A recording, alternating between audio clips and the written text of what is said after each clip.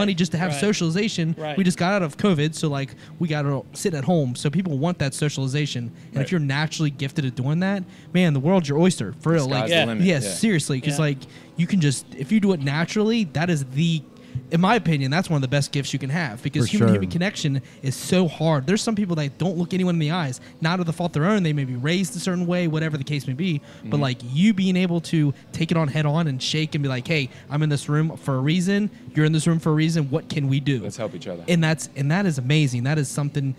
Dude, it's awesome. It's a great thing to see that somebody has it, especially in this city where there's so many personalities in the city. Absolutely. But you've stood out. I've seen, like we talked about me working at the bowling alley, like I've seen it in real time and sober as well. Cause like, those times everyone was, pretty lit. Monday nights at the bowling alley. Yeah, man. Yeah. Star Lanes and Access Alley and everything, man. Like those were a totally different time period, but like, it's a real thing that like because we used to have all the baseball players come in, go to the private lanes and do their thing, and you were right there with them. So we like, had a great time. Yeah, it was a great time for sure. Hospitality was always 100%, 101. Yeah, and like you just radiated energy, and they pick it up because they're surrounded by people all the time that are probably trying to take from them or trying to pull something, so they have to watch what they're doing. You know what I mean? They're on a different level. They're always on defense mode. Yeah, because not by their personalities, just because they have a talent and they've risen through the ranks.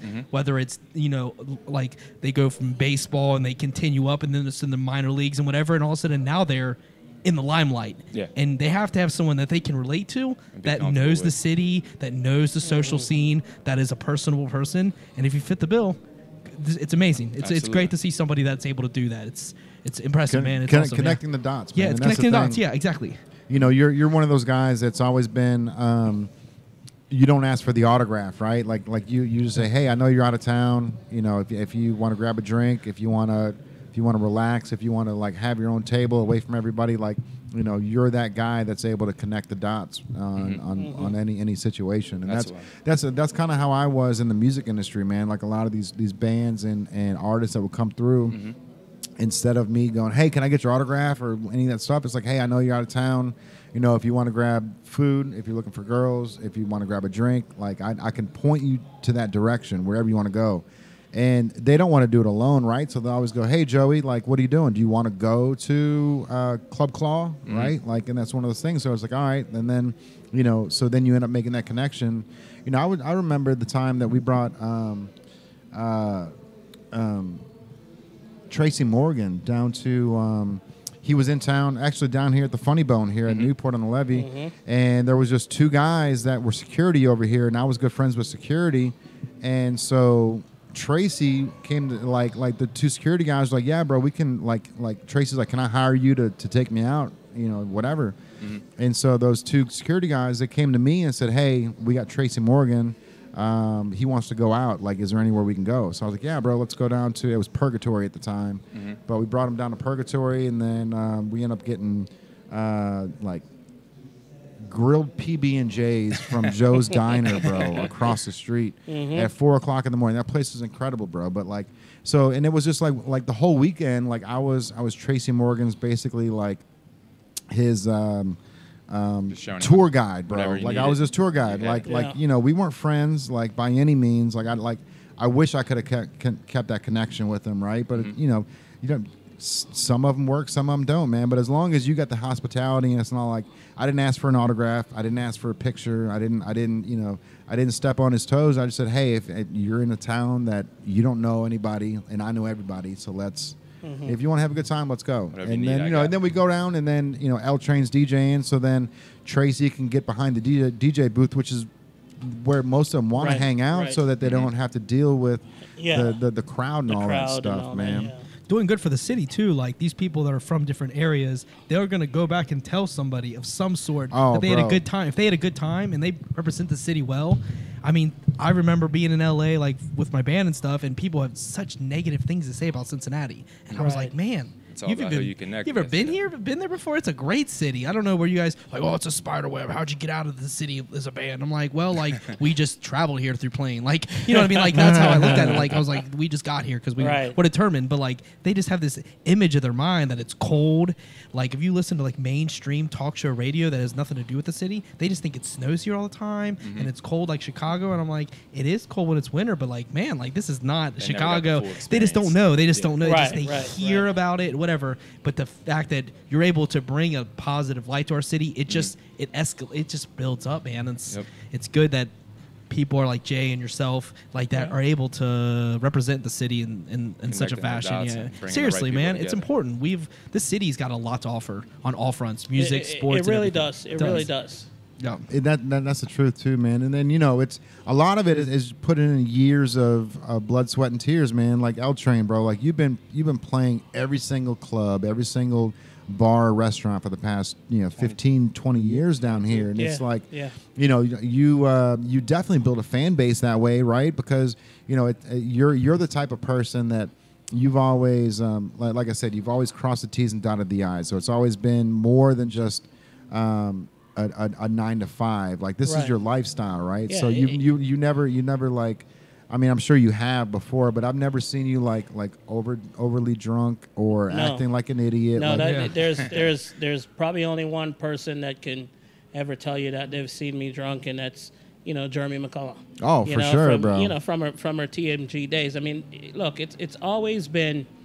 For me, the philosophy is always been take care of business first. Yeah. And DJing it's not work for me. Like I told someone, I was at a restaurant, I was having dinner at E&O, and someone said to me, shout out Tim Wise. Yeah, E&O is so good, bro. So good. Oh my God. I had to get it before I came on.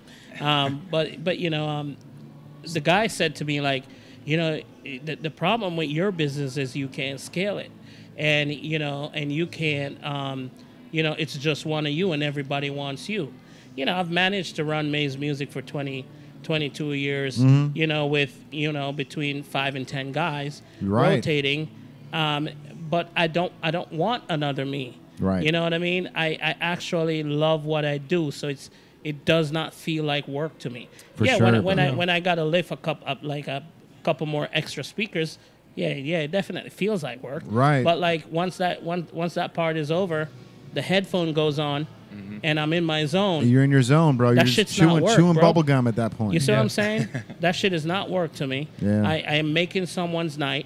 Whatever they're feeling and whatever they were going through before they walked through that door, the minute they hit that dance floor, I'm making that shit go away until I play the last song. And that's got to be gratifying, man. As a DJ, like playing a song, and then especially if there's nobody on the dance floor, and then you pull something out of the back pocket that's just a like a hit that you had from 15 years ago, right. and then people just kind of gravitate towards the dance floor, man. Like there's moments that you guys always go through that right. like.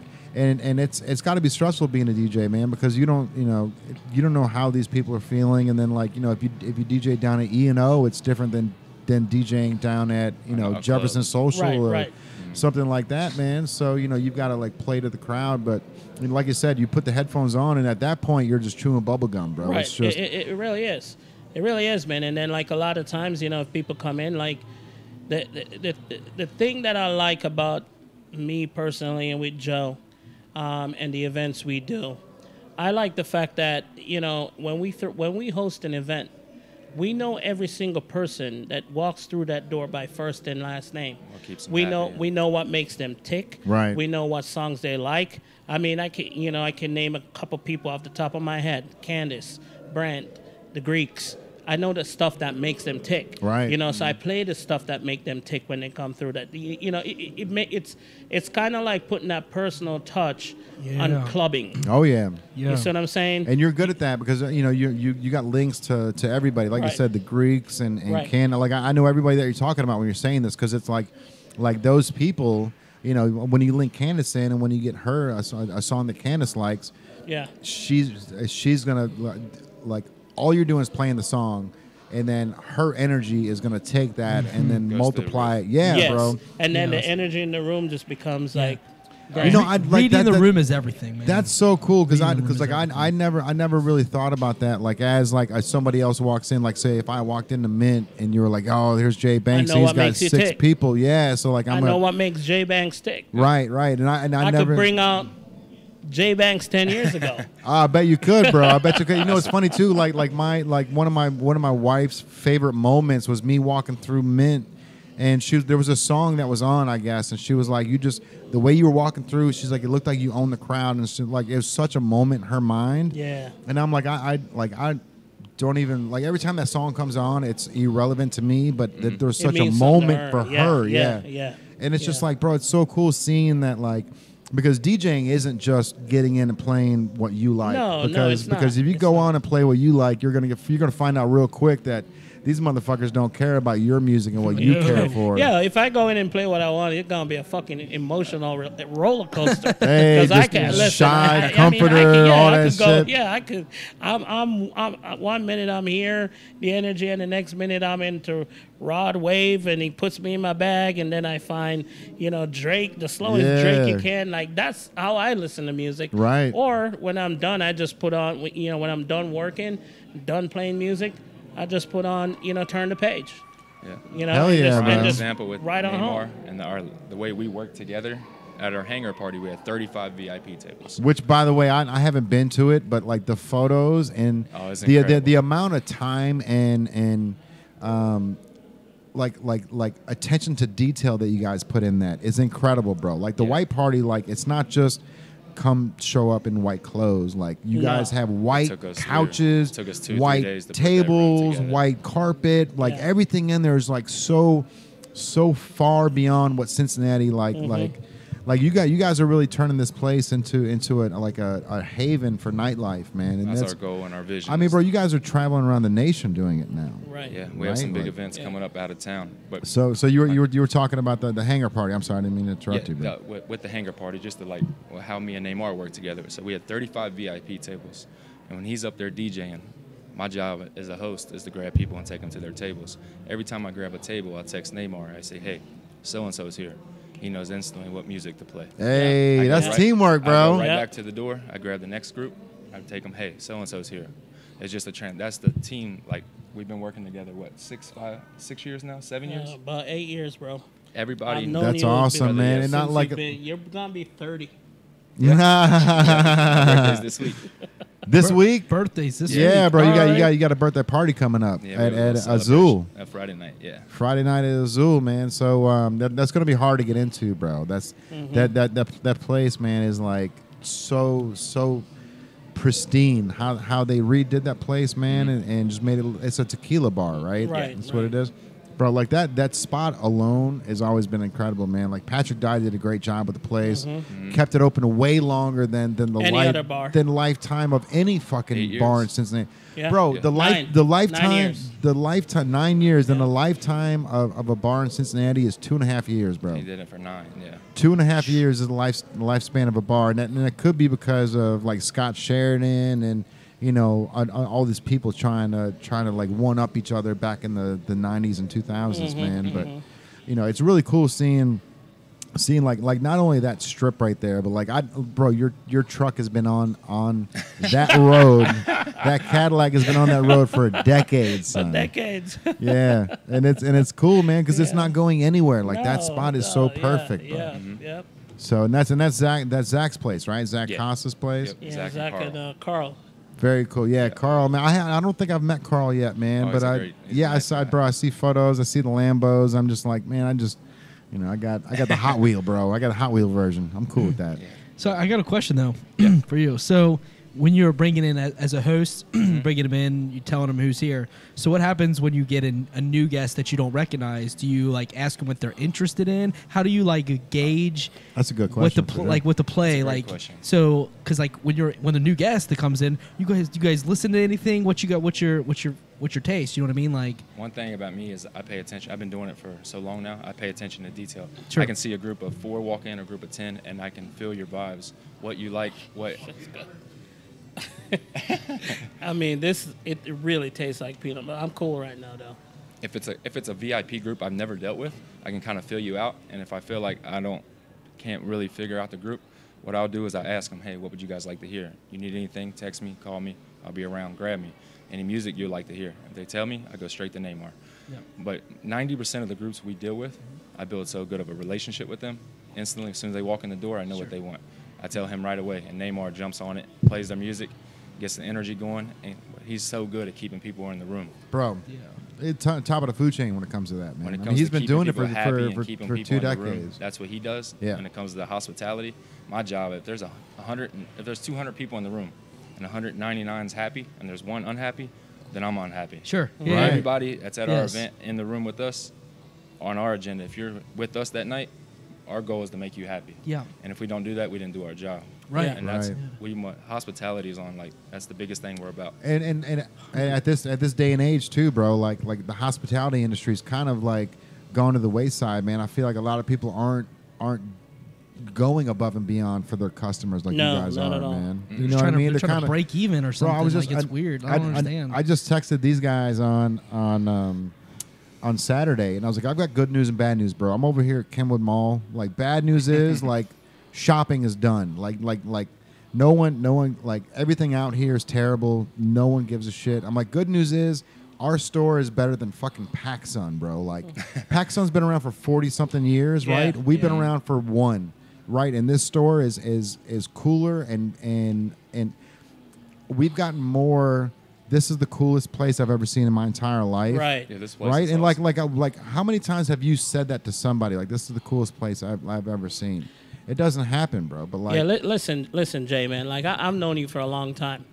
What you have done with this brand is unbelievable. I really appreciate it, man. You're gonna make me cry, bro. Dude, like, I mean, like, from one entrepreneur to the next. From one person that's been grinding, beating the pavement, to the next. Mm-hmm. Like, you have literally put everything in you. I appreciate it, bro. In this. And you feel what I'm saying? Like, 100%, dude, bro. I remember when we did the Touch Me Tees fashion show. Yeah, bro. The first one, we did it at Mint. Oh, yeah. Second one, we did it at Boogie Nights. Oh, yeah. And if you remember, that was my first major contract with a major corporation, like club, casino-wise, right? With Boogie Nights. That's incredible, and that's something that still exists to this day. That's incredible, You man. see what I'm saying? Yeah. You were there for that moment. Look at that. I got goosebumps. You see what I'm saying? That is one like, thing about you, Jay. Your hustle goes unnoticed. Like, it's like the whole next level. Like, I appreciate it, man. And, you know, I don't feel like I'm hustling as hard as I need to be because, 10 years ago, we were, it was a dream, right? Right. And like that, like I didn't know what I was doing. With that Boogie Nights part, that shit was so dope, bro. I had no clue. You know, one of the black dude that ripped the shirt completely off? Bro, he is a 3-time Mr. Olympian. Dude, now. that's what I'm telling you. Like people will look at us and just see, like, oh, we're just trying with a local brand. Like, bro, like milestone after milestone. This shit is epic. Thank you, bro. Yeah, this is Thank you. And this is it's only, bro. Like, this is just day one, man. Like, I'm still waiting to get called to the major leagues, right? Yep. So like, even though like, and I love hearing that because you've been there since the very first party, right? Like, and it's you know what breaks my heart, bro. I already had my 10-year. My 10 year. Yeah. Didn't even like I was working here, bro. Yeah. On the day that I launched the company 10 years ago, I didn't even fucking know. So I went a full decade, no party, no hey, 10 years in the business, appreciate everybody for doing it. My head is so down and I've got my blinders on so hard, bro, that I missed my fucking decade anniversary. Damn. Yeah, you're hustling. But hey, bro, don't go unnoticed, but at the same time, man, it's like I've had so many milestones that I don't even know when the brand started. Did it start with Touch Me Tees? Right. Did it start with Eccentric Clothing? Did it start with Native? Like I've been taking every design and every idea and throwing it up against the wall and just seeing if it sticks, bro. The T-shirt in your backpack. Yeah, bro, that's how the whole thing started. And the only reason why I'm here is because I never gave up, man. You know, like my back's been against the wall I've wanted to give up. Like I've had moments where I didn't even have enough money to get to the warehouse to buy the blank clothes. Right. But something happened where I swiped my credit card to get gas. I was declined. And then all of a sudden, like literally 2 seconds later, a ding on my phone, and I get a $70 sale on my website. And, and it went right to my bank account. So I was able to swipe my card, get gas, and go pick up blank shirts, bro. Like, wow. Like there's been moments like I don't know if it's a white guy, if it's a black guy, if it's an alien, but there's something bigger out there, right? I don't know what it is, but there's somebody that's out there going, bro, don't stop, don't quit, don't fucking do it, man. You know what I mean? Like, I know you want to give up. Today's not the day, bro. Like, what I don't know. pushes you and motivates you, Jay, to be? Because me, with doing our company for 2 to 3 years, but seeing somebody like you who's built from the ground up and done this it's pretty inspiring. So what I appreciate pushes it, man. You and motivates you to be? Probably him, bro. Probably these guys, man. Because I'm at the point now where, you know, like I could never expect Andrew to fall in love with my dream and say, hey, bro, let's go, let's fight your dream, let's make it there, right? Until there's enough room in the table for him to eat. Right. Absolutely. And for Tyrell to eat, and for all these people that want to come in. And so now it's like, all right, the concept is proven, right? So we had a handshake agreement on like a big moment in our lives, right? That kind of got thrown to the wayside, but yeah, it was huge. We had a moment where they were like, hey, motivation. Like, you guys have made it. Like the point is proven. Like your concept is here. We're ready to take this to the next level.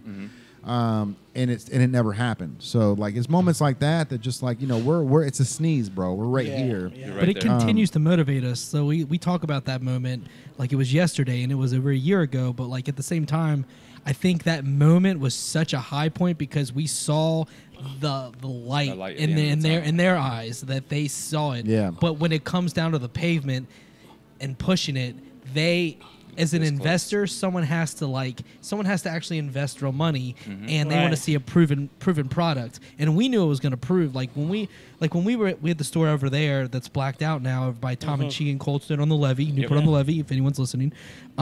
We had this other spot, and then the world shut down, and we had this because he was originally inside the gallery area. They wanted all shopping and retail to be inside, but they had to do construction. Yeah, I'll take some of that. You want that peanut butter, bro.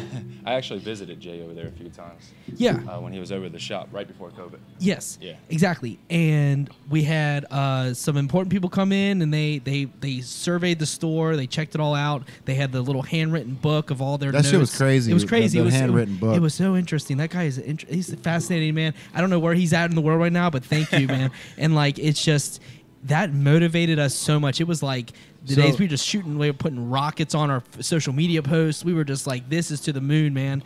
And it still motivates so the guy us. He's talking about is this dude, Adam. So Adam, he's one of the top guys for North American properties. Shout out, man. So they own the Levee, they own the Avalon down in Atlanta. They own a ton of different places. So he had this little notebook, right? It was only this big. And he was like, I want to show you guys something. Like this is my New Year's resolution on business. And he's like, there's 3 things that I told myself in business we need to do to be successful. And one is to tell stories, right? He goes, you guys are doing it. Like, look at the store. This is a story. I can't remember the 3. You had it down to a T at one point. He had stories. He had interaction. And this is we call this place interactive retail, which I swear to God, in 10 years you're gonna hear interactive retail everywhere. But this is the first store to be interactive retail. It's all about interactive retail. It's all about the experience while shopping. Like you don't have to purchase a single thing. We'll give you a sticker. It doesn't matter. But like if you come in here and you see what we put on the walls and what we put in the back room and everything involved, you are literally interacting with a store that you can purchase stuff. It's an experience. It's an experience. You're not just walking into a shop. Exactly. You're here. There's so much going on. you could literally walk through here and not even realize you're in a retail space where you can purchase the stuff. This is like a museum. It is. And that is something that I think is such far ahead of like even a PacSun or even Abercrombie, because they are selling retail spots with boards on the wall with wood, fake wood, real wood, doesn't matter, but like they're putting stuff on the walls, and they may have a surfer West Coast vibe,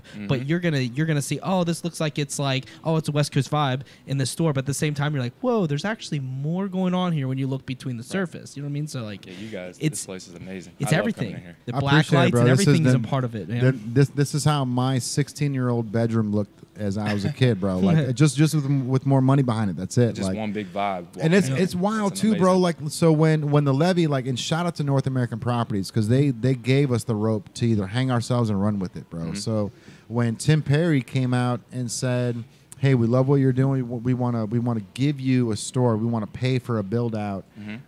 So we settled on 2,000 square feet, which we thought was perfect for what we need. And he's like, we want the podcast. So Kenwood Mall, bro. Like when we opened up that Christmas shop, was that after or before this shop next to Tom and it was during. Same time. So During yeah, same time? So we already. I was had, running we that already, one in Kenwood, and he was Jay was holding it down here. We kind of like we took. So we felt like having two spots was obviously going to benefit us, but we wanted to see how the mall would do well for us, because that's. Bro, we thought Kenwood was going to murder. We it. thought so too. This is built like for a mall. This is what we want, because the size wise is perfect for a mall. We figured it would be a good to like just try out the market in Kenwood, and it flopped just because they didn't let us run with the rope like the levy did. That's 100% the reason.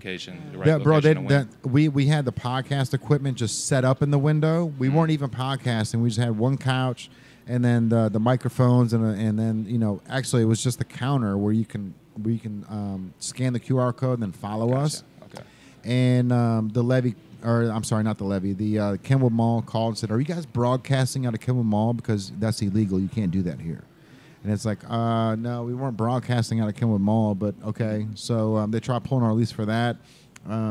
There was a group of kids that did a flash mob. So just some dancers. Which were super popular now. Sauce Boy K, he's going around the nation and touring. And doing dance competitions. But they came in and did a 5-minute quick flash mob dance thing. They took a photo with Harambe out in the exit, and we got in trouble for it, bro. They were trying to pull our lease for that. And then the third strike was. The Cincinnati Business Courier, they did a story on how Native got a store in Kenwood Mall. So when they interviewed me, I said, look, this is what everybody's dream is. Like, Kenwood Mall is the top of the food chain when it comes to retail, right? Like, it's never going to, like no one's going to compete with Kenwood Mall. So, the interview was really like it was really good. It was really like high in Kenwood's honor. Like, hey, like this is where everybody wants to get to. But Kenwood was so mad that we did the interview that they pulled the interview off the internet and then said we're terminating your lease. And it was real talk, man. At the end of the day, it was How did you guys feel after that? Like a stepchild. Yeah, it was like a stepchild. But you know what? Like it didn't. I was mad because I didn't even get to read the article. I didn't get to see it. Right? Like they pulled it off before the article even happened.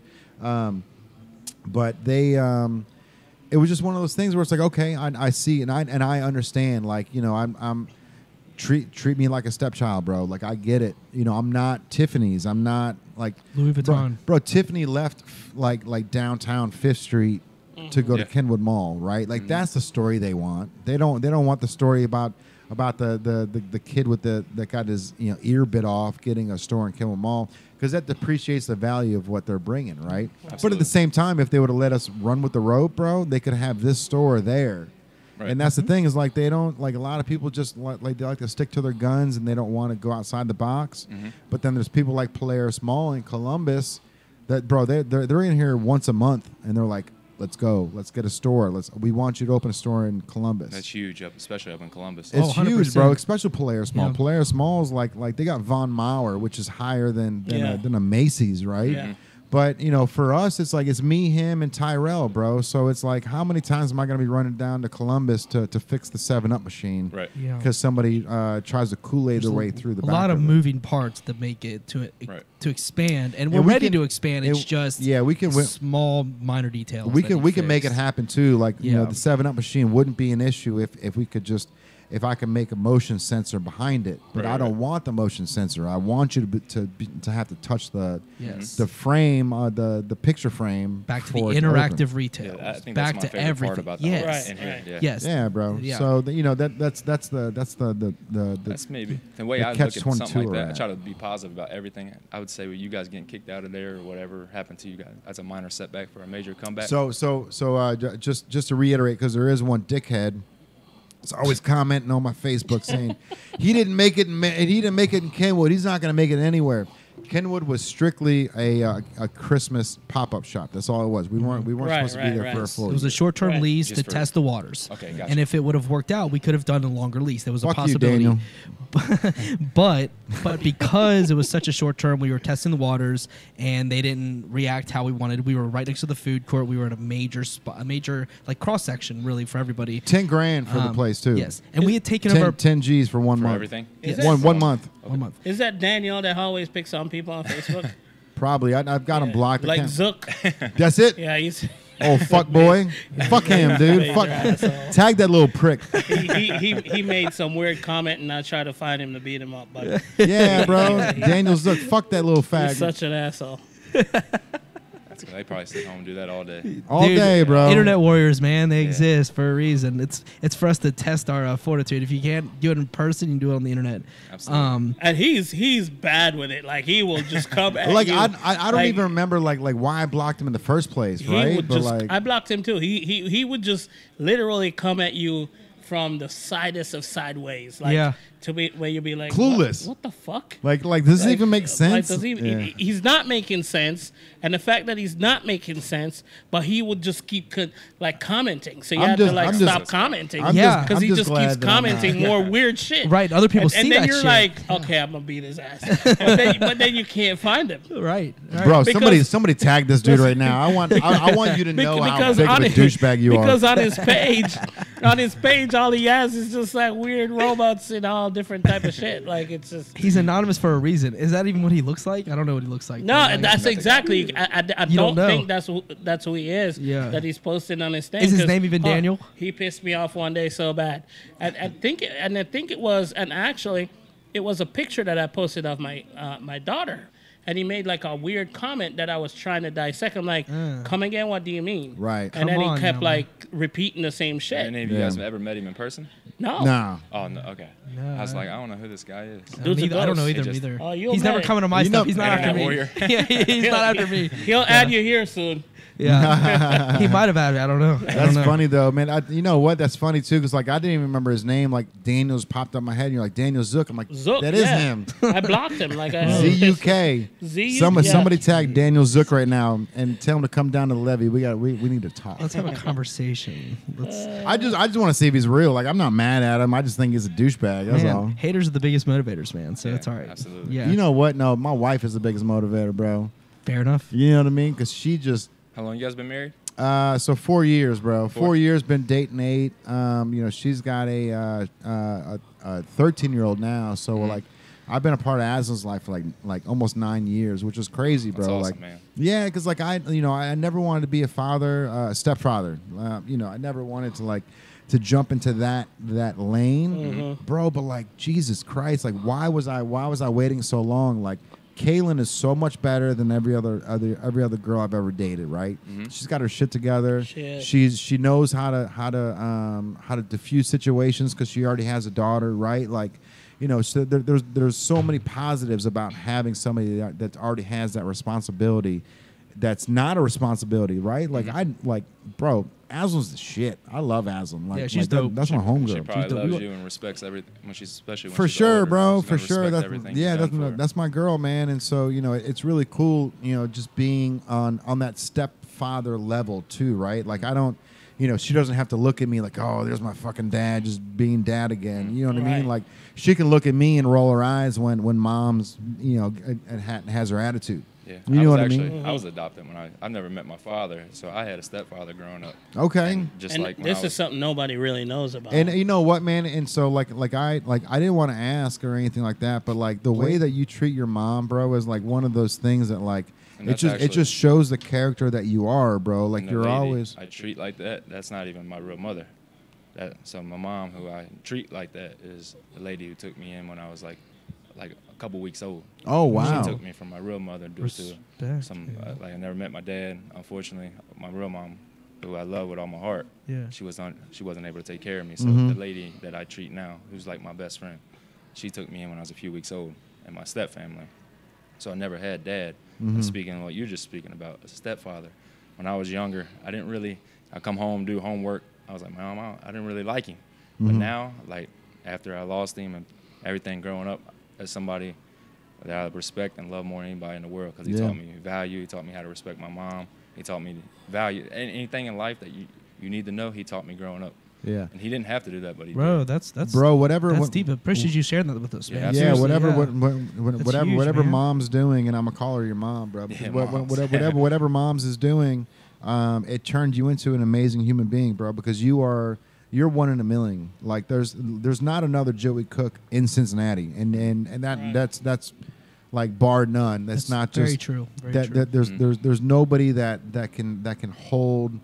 You're on a pedestal, right? Because you've got you're a white dude that's able to cross boundaries with, like, bro, football players in general don't want to mess with like people like us, right? Because they always think there's somebody with an ulterior motive. Everyone's there's always something. There's an underlining agenda to everything. Yeah. To you, bro, like you're just you. You're just, hey, this is me. Come, let's hang out. You got an issue, bro? You want to come hang? Whatever you want to do, like, and that has a lot to do with the people that raised you. 100% does. You know what I mean? So, like for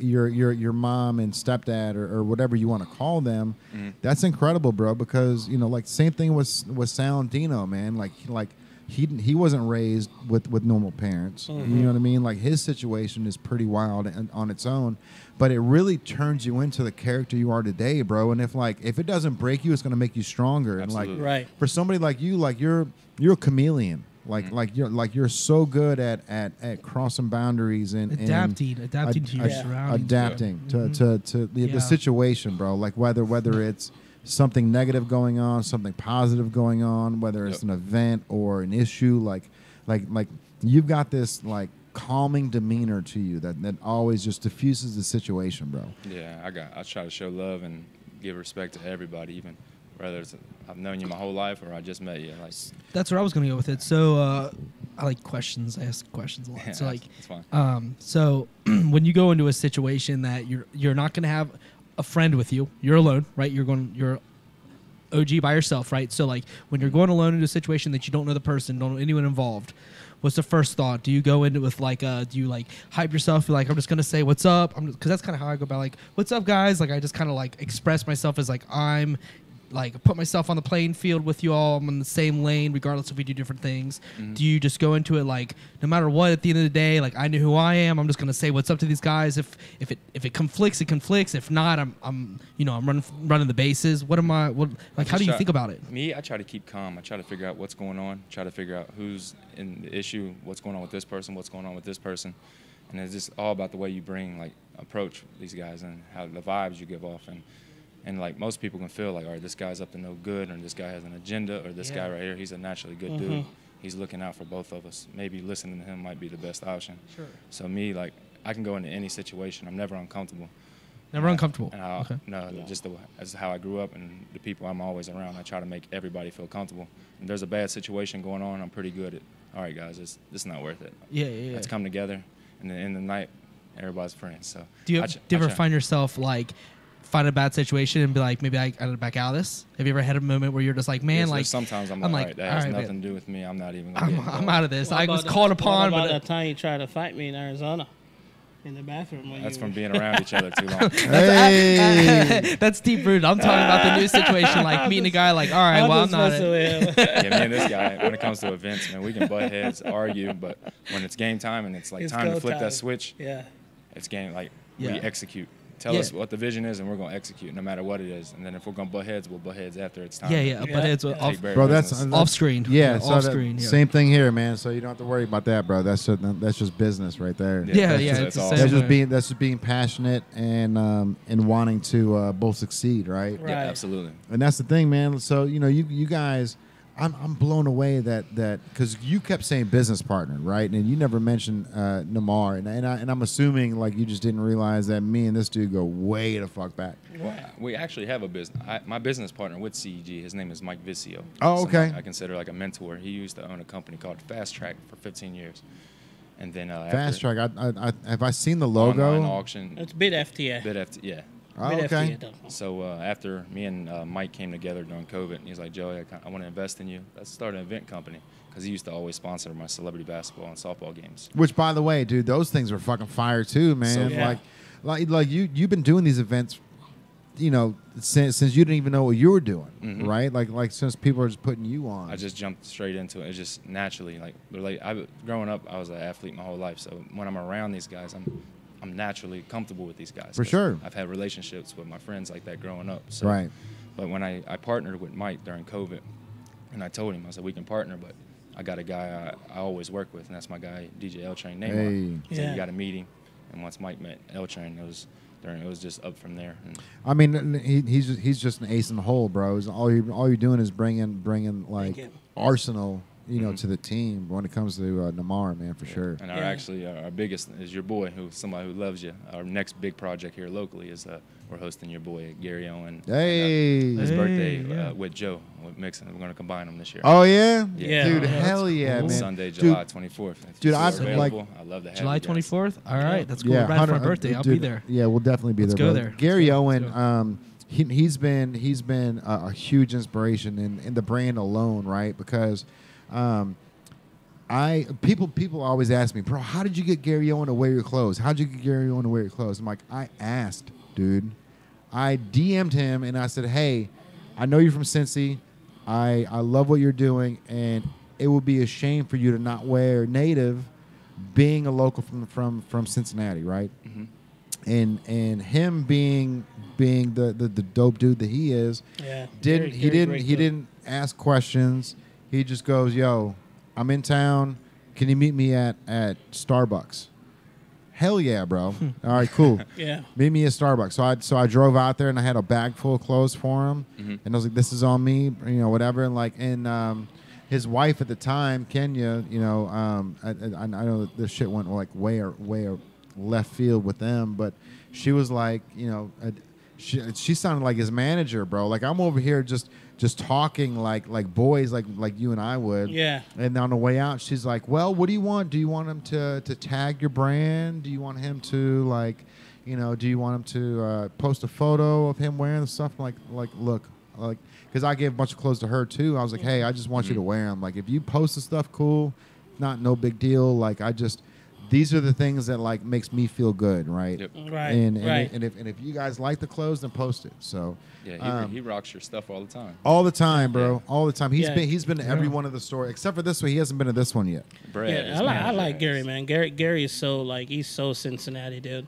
So Cincinnati. So Cincinnati. So that's a perfect shirt for fucking Gary. I'm gonna make him a shirt. So Cincinnati. Native. So Cincinnati. Like he really is. I got a chance to hang out with him at a baseball game. And when I say so Cincinnati, I saw, bro, dude. I was jealous. And Joey's sitting right there in the photo. I'm like, there it is, bro. I've been wanting to go to a baseball game with Gary Owen for 2 years. The highlight for Gary at that game was taking a picture with Gapper.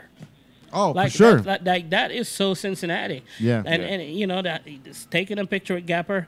And the fact that the Reds won that game that he was at. Right, of course, bro. That's so a true Cincinnati, fan. Bro. That's a true fan. And he watched the game in its entirety. That's awesome. Even when the game was over, he literally sat there and just took it all in. Yeah. I mean, you can see how he is when it comes to the Bengals, franchise, bro. Biggest, bro. I've got a theory about Joe Burrow, man, and it's insane. Like, so, our demographic here is getting younger and younger. So, like, when I first started the brand, it was for me and Nemar. Yeah. It was 30-year-olds wanting to rock color changing shit, whatever. I had 20-year-olds at that time. Yeah, we wouldn't grow up. We wouldn't grow up. No, bro. We were trying not to grow up, and then our friends got baptized, and then we're like, okay. Jeremy got baptized. Shout out to the McCulloughs, man. So we had to grow up once. You know, once Peter Pan gets baptized, the rest of the Lost Boys have to grow up. We gotta stop wearing this stuff. That's funny. We need to wear Josh and button-downs. Jeremy, they're two of the best people I know. Dude, I like the brothers. best people on the planet, man. You know, I love the fact that I was with them during the reckless days. Yeah. And I'm with them during their non-reckless days, because Right. like Jeremy, bro, he's like, when are you gonna let me get on a podcast so we talk about Jesus? I'm like, hey, bro, like, come on, bring it on, because come on here and do it. bro, because I want you to change my mind, because I'm not I'm not an atheist by any means. Right. I'm agnostic, Right, right? right. So like, I don't know who the fuck is up there, but somebody's there. Right. I don't know if it's Jesus. I don't know if it's an alien. I don't know what it is, but something's up there. And I want Jeremy and Josh to actually talk to me and like try to convince me that it's a white guy with long hair that did the whole thing. And if it is, cool, bro. And if it's not, cool. You know what I mean? Like, but I can't wait to have that conversation. Jeremy could convince you, bro. I bet you he could, bro. I mean, they've seen a lot of heartache in their days, and they've seen a lot of trials and tribulations, and you know, going from working. What was it, Midas? What was that? The paint company that they were. No, we had TMG. No. The company that they worked for before they. Mubia. Yeah, yeah, bro. Yeah, that fucking company, man. So like, they've gone from like that to. Yeah, you know, Jeremy and Josh's story. You know, as a believer, you know, in what's up there, I know who's up there. You know, Jeremy and Josh's story, and transformation is a testament, bro. Like it is, you bro. know, like if you look at where those guys were and the things we went through, all of us together, and like, you know, their triumph now, there's more than just something or someone up there guiding those boys, man. Mm-hmm. For sure, bro. I mean, because if anybody should be at the if anybody should be beaten up from the 2000s and beaten up from like the early 90s, and it would be the McCulloughs, bro. For the amount of time that we went to the bars and hung out, and they were good looking twins at the time, bro. Oh, you know what I mean? So like and then you had me in the middle. Always, bro. You know what's funny, the twins man? in L-Train. That, bro, that party at Hollywood Casino, man. Mm-hmm. It was like, that moment was insane, bro, because there were so many people that bailed on me that night. Like, yeah, I remember. It was I can't remember what happened. I remember that my sister and Aaron Wade. She popped in to help do the makeup. And then Georgette, actually, I saw Georgette walk past. I saw Georgette this past weekend. She was here 10 minutes ago, bro. She walked past waving. Oh, was she? Yeah, she just walked past waving. But yeah, she popped Georgette's in. cool, man. Dude, like her and Jason, man. Yeah. Bro, you saw they sold their house? Yeah, she told me she sold her house and she's closer. She's over here now. So right over here, bro. Yeah. Like they like the shit that's going on right now with these houses are insane. So like they let built their dream. go, yeah. Have you been over there? Yeah, let that shit go. I've never seen it, bro. But like she went viral on TikTok because she's got a 2-story closet. Yeah. So you open the door, it's like a double door. It opens up, and then it's a 2-story closet with windows on both floors. So basically, like, it looks like if it was like the foyer of a Drees home, right? Is her closet, bro. It's insane. But she sold the house. They sold the house. Yeah, she told me. I saw her. Is there a staircase in that? How do they do 2-story closet? Is there a staircase inside? Just all you have to do is go on TikTok. Spiral? All you got to do is it wasn't a spiral staircase. It was one of those just came down level, came down. Oh, okay. But it was It's here in Kentucky. yeah, like Warsaw, right? Is that what it is? Warsaw. Oh, Warsaw. Crittenden, Kentucky, somewhere out there. All right. It's a distance, yeah. Verona. But yeah, bro. Verona. Yeah. Verona. So, but yeah. But they sold their house and they got my first house I ever lived in was in Walton. I was born in Cincy, moved Walton, then moved to Florence, and now I'm in here down Newport area. Nice but like, drive. Yeah, it is. Yeah. But bro, like they sold their house just like 2 or 3 months ago and got like hundreds of thousands of dollars above asking value. Yeah. It's like, holy shit, what's going on with the market right now? So market's crazy. So they're like, hey, we're just gonna live down here right by the levee, and just for a year, and just we got a couple extra $100,000 that we made this year. See if the market holds or if it crashes. Right. Jeremy's close by. Oh yeah. Yeah, right across the street, I believe so. No shit. Don't give out addresses. Yeah, I don't know the address, but Jeremy's close by. Dope, you got to get him over here. Him and Josh. I do want to have that podcast because it'll be racy, bro, for sure. Because I know Jeremy's watching. Oh yeah. All right, Jeremy. So all right, let's do this, bro. You and your brother. I want you guys on that side of the couch, and I want me and Andrew on this side of the couch, and you're gonna have to try to change me to believing that Jesus Christ is a white guy with long hair. I met Josh and Jeremy through Nemar, and I know still till this day, if I'm having like a bad day or something like trying to figure out what's going on, I'll text Josh and Jeremy in a group chat or one of them, and they'll hit me back right away. Like always. They're the type of dudes you can be having the worst day and they'll lift you right up. Always, bro. And you're like, all right. Absolutely. Always. And it's weird, man, because it's like that's not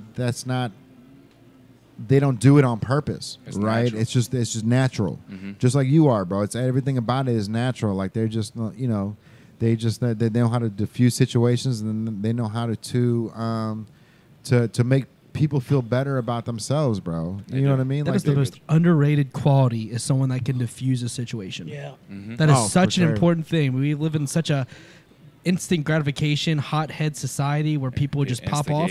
Yeah, so a diffuser.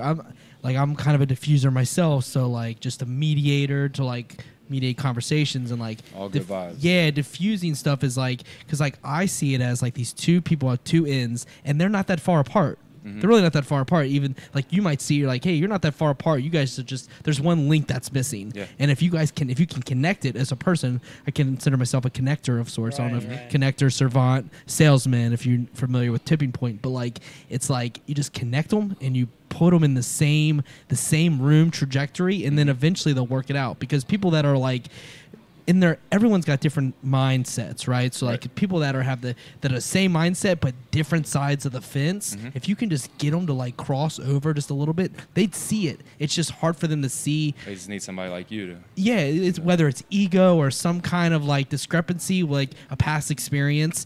You just have to find that gap, that bridge, and as soon as you do, man, you can make magic.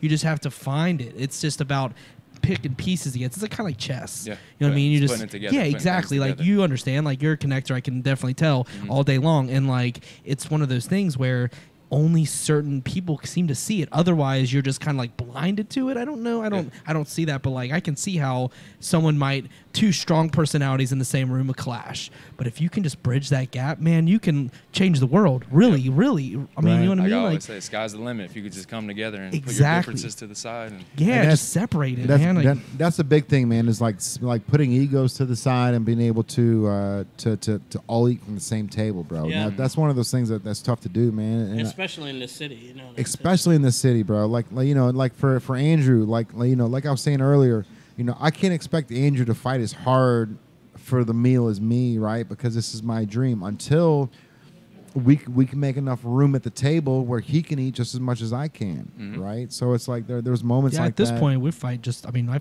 fight every day. We're fighting every day for every sale, every handshake, every follow on Instagram. We have a live counter up there, and we watch that religiously. We watch that live counter. We're waiting for it at the 12,000 point right now. Like it's just every handshake, every like's a handshake, and then Instagram does this thing where like the delete counts, and all of a sudden it'll drop 20 followers, and we both are like the same page, like, oh man, that's another 20 handshakes, but I guess that's what we're gonna do. And so like it's every single day battle, whether it's Monday or Friday, it doesn't matter. Right. Saturday, awesome. It has no matter, because people are coming to the levee every single time from out of town, because this is kind of the spot because of the aquarium. The aquarium is the spot where everyone comes to at the end of their trip. If they're coming here for whatever reason, they always stop at the aquarium last. I don't know why that is. I don't know if it's because it's hard to book there. I don't know. I don't book there, but like they always come there, and then they come to the levee. They find our store because of black lights and lights, and they make their way in. They're like, wow, I've never seen this coolest store. And we make that handshake, get that follow, and all of a sudden you've made a lifelong fan because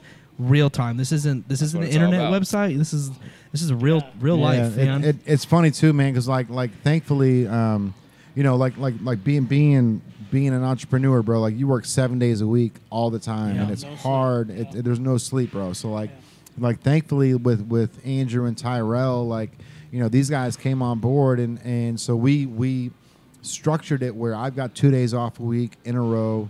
He's got 2 days off a week in a row. And it really like motivates us after those 2 days, like 2 days off, like the third day, you're like, I need to get back in there, bro.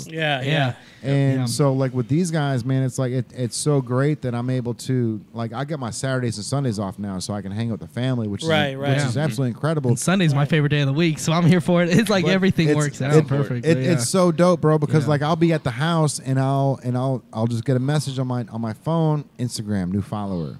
Instagram new follower. Right. Instagram new follower. And I'm looking at him and I'm like, yep, that looks like somebody that Andrew would want to date, right? Like it's like every one of these like requests that we get on Saturday and Sunday, it's either Tyrell or Andrew, and those are hard earned likes, bro. Like it's not like someone just hopped on your page and said, "Oh, yeah, I'll follow you because you're supreme." You know what I mean? Like, no, he spent 5 minutes talking to these people and bringing them into the lab, and on the way out, he's like, "Hey, follow Native because we always have brand new stuff popping up on our Instagram." Absolutely. So it's like, it's moments like that, bro, that are just like, I'm away from. Got him in trouble.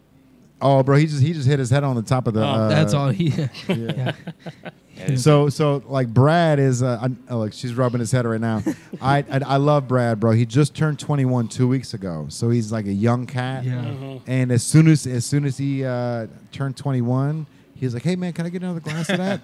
I'm like, "Yeah, bro." Give him another glass of it. He's like, and then he just downs it. "Hey, can I get another glass?" I'm like, "All right, bro." Yeah, of course, man. But like you're gonna you got a job to do, player. You know what I mean?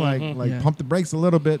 But having people like him in is incredible, bro. Because it's hard to find anybody that wants to gravitate towards what you want to do these days, bro. Absolutely. So for somebody like him to come in, he comes in just on Tuesdays, and we got him a parking pass so he can do this, and we feed him and get him drunk every Tuesday. So he's like, "All right, I'm cool. I'm cool with that." And he's doing engagement on the internet, so when people comment, he comments back, which allows that's what he's here for. In video editing, and we're gonna have him edit some videos down and make it for content because you never have enough content.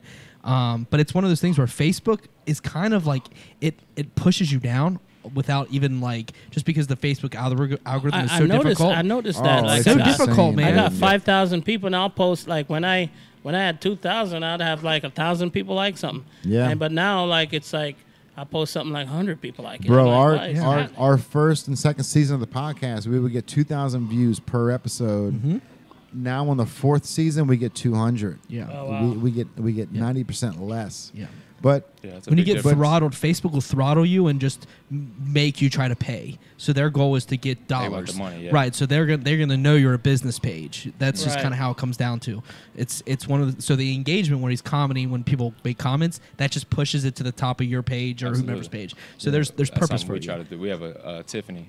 She runs our event page and she interacts with people nonstop, messages, comments, and that's very important. Bro, that is so important because that's what we're trying to get him to do. Because I can't do it all. I can't. Especially when you have multiple platforms, bro. Facebook, Twitter, Instagram, TikTok, all these things, and people comment they'll write you on TikTok and go, why do you comment back? And it's because I don't fucking check TikTok, bro. You know what I mean? You got life to live. You got but you gotta. Well, that's the thing. I'm here grinding my dick off, every single day. So it's I'll try to get online and try to comment and get to as many people as I can. But it's nice to have somebody like her that can, diffuse that situation. And if somebody's mad about hey, I went down to your event and I wasn't able to get in. Yeah, bro. So she's able to say, okay, well, I'll send this to Joey or I'll send this to Nemar. like she's able to decipher the situation and then delegate. It helps pivotal. out so much. It's Yeah. pivotal. Right. It's Huge, pivotal, especially bro. the internet, where like your social abilities, your DJ abilities don't translate in person on that. This is an internet thing, and the internet is it's an odd thing because algorithm is like the computer's way of saying we want you to see what you're most interested in, and the internet does a good job of letting you see what you're most interested in. Absolutely, because they do. Facebook They does do a a good really good job. job. They watch because like when you look at your phone, it can tell. So like okay, so here's an interesting thing that anyone that's listening. So when it's dark in the room and you're looking at Facebook and the phone cannot recognize your facial expressions as much. That's why you get random stuff at nights that you Whoa. wouldn't see in the day. Really? Yeah. Oh, really? I'll drop some knowledge there. So when you're in the daytime, it can see your facial expression and how you react to stuff that you see, and it gives you more of what you're seeing. At night, because it's not as vibrant, bright, doesn't see your reaction, so you may not get as much as you're seeing during the day. Just a thing. Look into it. It's something real. new every day. It's real. Crazy. So like with that knowing that knowledge, knowing the algorithm is really like hard to figure out. Just focusing on making comments, that's the clear-cut way to make sure the people that want to see it. Because if Commenting below. comment for sure. below, always. So and that's why I That's brought the Brad in, man. purpose, It's yeah. so like a lot of these people, they check in and then they're gone within 10, 20, 30 seconds, right? Because they don't have a connection. So if we can have Brad come in, and so when, L Train's daughter pops on, he can say, hey, how are you? Or, or a friend of yours pops on. Hey, what's going on, man? If you have a question, let us know. And so he can just stop the conversation and say, hey, James has a conversation about, or kind of a question about this. Yes. Yeah, that's cool. Algorithm is deep and it's really complex. And also 20 to 30 comments underneath the live Facebook feed Share it on your phone. is going to go up, right? Like always. So that's one of those things. So it's like, as long as you... Yeah, Tiffany, the girl who helps us out, she does a good job at that interaction, especially if we have an event out of town or a concert coming up. She'll interact with those people we might not know in Huntsville, but she makes them feel special. and she Keep answers her all on, their bro. questions. Keep her on. She Keep her kills on. it. Keep her She does a happy. really good job. Especially like because like how you guys are thriving, going from city to city, and that's one question that I had was like, I understand that like. Gary was probably the first like comedian that you guys like were got within the group that's like, all right, well, we might be able to do something on tour because you guys this CEG thing that you're doing, this is like a comedy tour that I saw, right? Where you guys were popping up like. We did our first big show we had out of town was we always had a goal and vision, but this was like for 2024. It kind of hit us quick. It's here now. Like the meeting with Brad, Gary's manager, and knowing Gary's a hometown. Brad's the whip, dude. I love you. Brad's a good dude. Brad's man. so dope, bro. So Brad's dope. And good like dude. Gary is so blessed to have somebody like Brad because Brad can connect bridges, bro, so easily for Gary, right? He does. And he's such a good dude too, man. Like he'll do it nonchalantly, just like you are, bro. Like he's business by nature. That's just how Brad is, bro. He's a great dude, man. Gary's a great dude, and knowing he was from Cincinnati, I always had a vision and a goal that we have to work with him one day. Yeah, of course. We met with Gary, and next thing you know, a year and a half, 2 years later, we're hosting a comedy show in Huntsville, Alabama with him, Will Duvall, DC Young Fly, and Country Wayne. And with his manager, we told him we want to keep going. That's tier 1. Tier 2. We have a vision. Bro, and a goal. that is a solid fucking crew too. Like Country Wayne is so underrated, bro. Oh, he's like, hilarious. I mean, he might not be underrated. Like I've never seen him live, so like he might bring the crowd bigger than Gary Owen. I don't know, but like the shit that he does on Facebook and like, bro, just the eye movements. When he does that Goonies, they call it the Goonies. He's eyes. one of my favorites. He's bro, when hilarious. he raises them eyebrows and like you can see the whole pupil, the whole nine. That dude's hilarious. He's funny, man. Yeah. Brad, actually, the show we have coming up now, Brad, after we did that, we saw the bigger picture and we said, okay, we're actually going back to Huntsville, Alabama on July 29th. We have a show with Jay Young, one of Jamie Foxx's artists, Lil Boozy, Young Jeezy, and Plies. Oh, wow, dude. It's going to be our biggest show and event yet. We're hosting it at a venue that holds 7,500 people, so our tickets actually. And it's actually a music venue. We're gonna have a whole concert, yeah. Holy shit, that's incredible, Our bro. tickets go on. Bootsy Badass. Boozy, Plies, and Jeezy, which we actually when Ja Rule, speaking of Ja Rule, last time they were here, Henrock, his manager. Sorry, did you just say G-Eazy, but just said Jeezy, or is it Jeezy? Jeezy. Young Jeezy. Okay, Yeah. cool. When Ja Rule and they had a show with Young Jeezy, Rick Ross, and Gucci Mane, they were in town. Yeah. And we Henrock, Ja Rule's manager, connected us with all those guys. And now, next thing you know, 2 months later, we have a show with them in Alabama. That's awesome, bro. So that's when it comes back to networking and treating people. What can I do for you that you can do for me, and how can we help each other? Right, and you guys were already down in Huntsville with Gary during the comedy thing. Right. So you guys already have a connection down there. You guys are like that's awesome. We found man. a person we can start a relationship and Is partnership with. Is that like a venue? Is that how you guys created the like the lateral like how would you call it, like not ticket sales, but like I guess ticket sales. So once you run down to Huntsville, you know, you've got a whole new demographic of people that you hope knows who Gary Owen is. You hope that they know who like all these people are. But is it the venue that's bringing the people in, or is it your girl that's marketing down there? His name is Sean. So he's a production manager, and he's from Huntsville, Alabama. He goes on tour with a lot of Rod Wave, a lot of big name artists. Okay. He does country, hip hop. So he knows what that market wants. Yeah. He knows what they're craving. He'll tell you a lineup. So he's another you down there in Huntsville. He puts the pieces of the puzzle together in Huntsville, and he says, "This is what tickets. If we want to sell tickets, here's the lineup you need." So we did our comedy show. We had 2,200 people come out on a Thursday night. That's crazy, dude. And now, hopefully, we have 7,500 come out in Huntsville for Young Wow, Jeezy. bro. That's our goal. So now we're stepping in with these artists that we wanted to work with 2 or 3 years from now. Mm-hmm. It's here this summer. So that's incredible, bro. It's overwhelming, but man, so excited. Like the work, me and him's on the phone all day, every day. Our partners, like our tickets going on sale, our marketing, working with their writers, working with their management teams. Like I love it. I mean, you guys are an incredible team too, bro. Like you two in particular are something that if you guys went to just like Stockholm, Sweden, right? Like something like that, like you guys, even though you're outside your elements, people will gravitate towards you because of your mentalities, man. Because your business mentality, like the way that you handle yourself, the way you handle yourself for 22 years, bro. Like there's moments where people will go, okay, I'll bet on that horse. Yeah. Right. Absolutely. And that's always what it is, man. It's like it's betting on the horse or betting on that jockey that's riding the horse, man. And you don't know if I'm sure these companies they've took a ton of L's in their day, but they see people like you and they go, okay, we're gonna take a chance on them, bro. Guys, And you guys are like doubling down on what you're good at, and that's the main thing is like figuring out what you're good at, doubling down on it, saying, okay, so I'm good at promoting, marketing, advertising. I'm good at once the people are here, I'm good at making them sure that they're fucking happy. So this is the perfect juxtaposition, right? Because you can pull 2,000 people out of Covington, Louisiana, just with one day of marketing. Because if you went out to Covington, Louisiana, went to the bars down there and talked to 35 people, and they got to know Joey Cook within 5 minutes. 35 people are gonna bring 5 people down, bro. Like, because you are that type of dude. Like you are.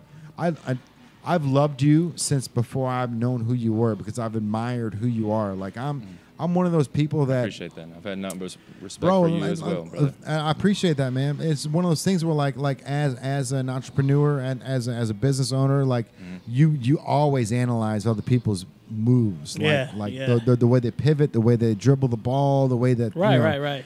Everything, bro. So the fact that like you've kept this mentality for so long, and I've never seen you stir. I've never seen you like falter. I've never seen you angry.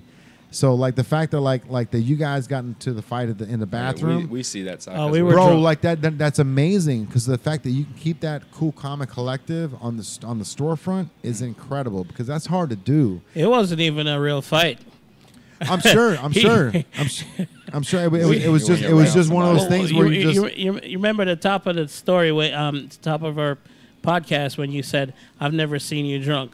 Well, this is a moment where he saw me drunk. Oh shit! All right, there. I want to hear the story. So then. he just, we're at Bottled Blonde in Arizona. We went down there for spring training to just kick it with Billy and B-Ham. You know, with B-Ham and B-Ham, he got us a table at, Bottled Blonde. Some of his teammates are there. And we're just in the out of towners, bro. You're out of towners at this point. Out of towners, and the liquor is just flowing. Yeah, tequila is just flowing. I mean, at this point, we were at this place for 4 hours. Yeah. And I'm sitting up on the chair on the ledge. He's like standing right next to me, like he's always close to me. If you notice, if you look, we're kicking it like we're not far from each other. Big brother. So he look at me and he goes, "Oh, it's a trigger word, right?" So he look at me and he goes, "I peep you." Nah. And I look at him and go, I fucking peep you. Yeah, that's all we said. Literally, that's all we said. And I went to the bathroom, and I'm in there taking a piss, and boom, let's go home, man. I'll beat your ass right. What I say? I'm 25 years old. I'm 25 years old, and I'll beat your ass right here. And look, I know he's not. He's never gonna swing. We're never gonna swing at each other. Yeah. So I responded, "Let's go, little boy. Let me beat your ass." And at that time, we turned around. There's 4 dudes about 6'8", somebody ran out. Somebody ran out and told him, "Hey, Billy, your people are fighting in the bathroom." Man, we came out and there was like 6 security grabbing me and him, and Billy's running in and he goes, "Oh, it's Nemar and Joe. Let them fight. Let them go." Hey. We were fresh off a flight. We had a bunch of drinks, man. I was like, man. But that's how we are as big brothers. And it wasn't even bad. No one was angry. Literally, all he said was, "I peep you." Right, and it set you off. Yeah, bro.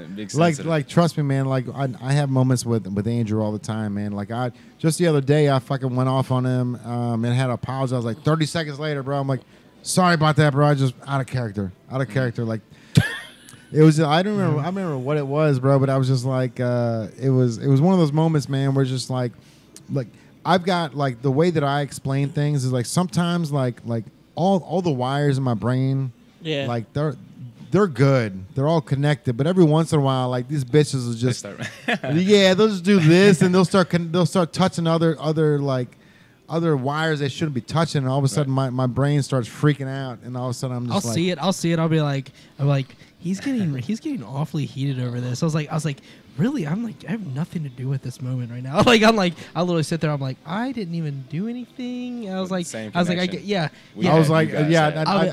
remember saying like, this is the reason why we don't have sales after 5 o'clock.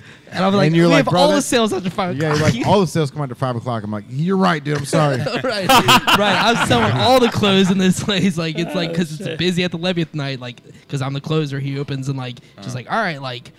All these sales are happening. But that's so the reason why I'm saying is out front and in front of the entire world is to know that like there's moments like that. Like, like best friends. Yeah. People don't see that part ever. No. They friction, bro. And that's one of those things. Like thankfully, this is my business partner, bro. So when it like 20 years from now, like he's native. Like he's native now. Like he's made himself indispensable at this moment. So like you've done your same thing with Nemar's business.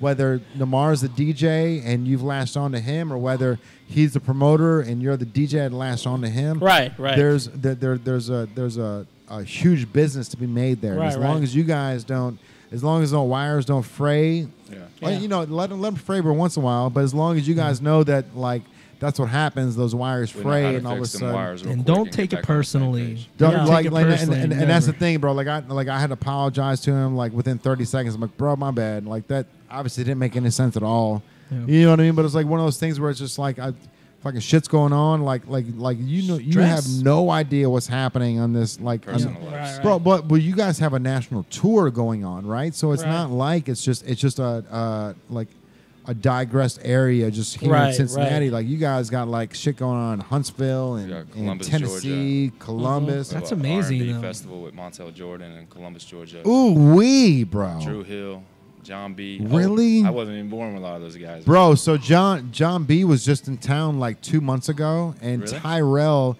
So he stayed at 21C down there, and Tyrell goes, "Hey, bro, There's a guy named John B down here right now. So Tyrell's only 24. He just turned 25, right? Right. Mm-hmm. So there's a guy named John B down here. Apparently, he's an R&B singer from the 90s.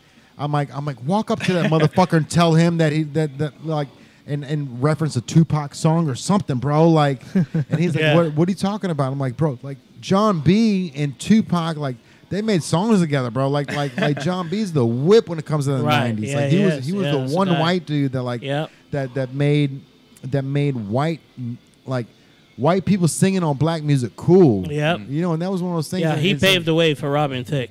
Yeah, bro, did he pave a way? Ooh, he paved it and then let him created the path. He let him break that concrete, bro. Right. Yeah, we did. Who was that? Next. Remember them? Oh yeah. We got Drew Hill. NEXT with the big X on there, Yeah. for sure. Montel Jordan, and I got the whole lineup in my phone, but we got a Drew R&B Hill's the whip though, bro. So you got Cisco in there too. Yeah, we got 7 of them total. Bro, Right. any of these artists smaller, bring them to Madison Theater. I can connect you there. So that's a stage. How far is the show? You said Columbus, not Georgia. Columbus, Georgia, not Columbus, Columbus. Georgia. That's Oh, August Columbus, 13th, Georgia is. And then now we're starting to get at the stage. We're starting to build our September, October schedule.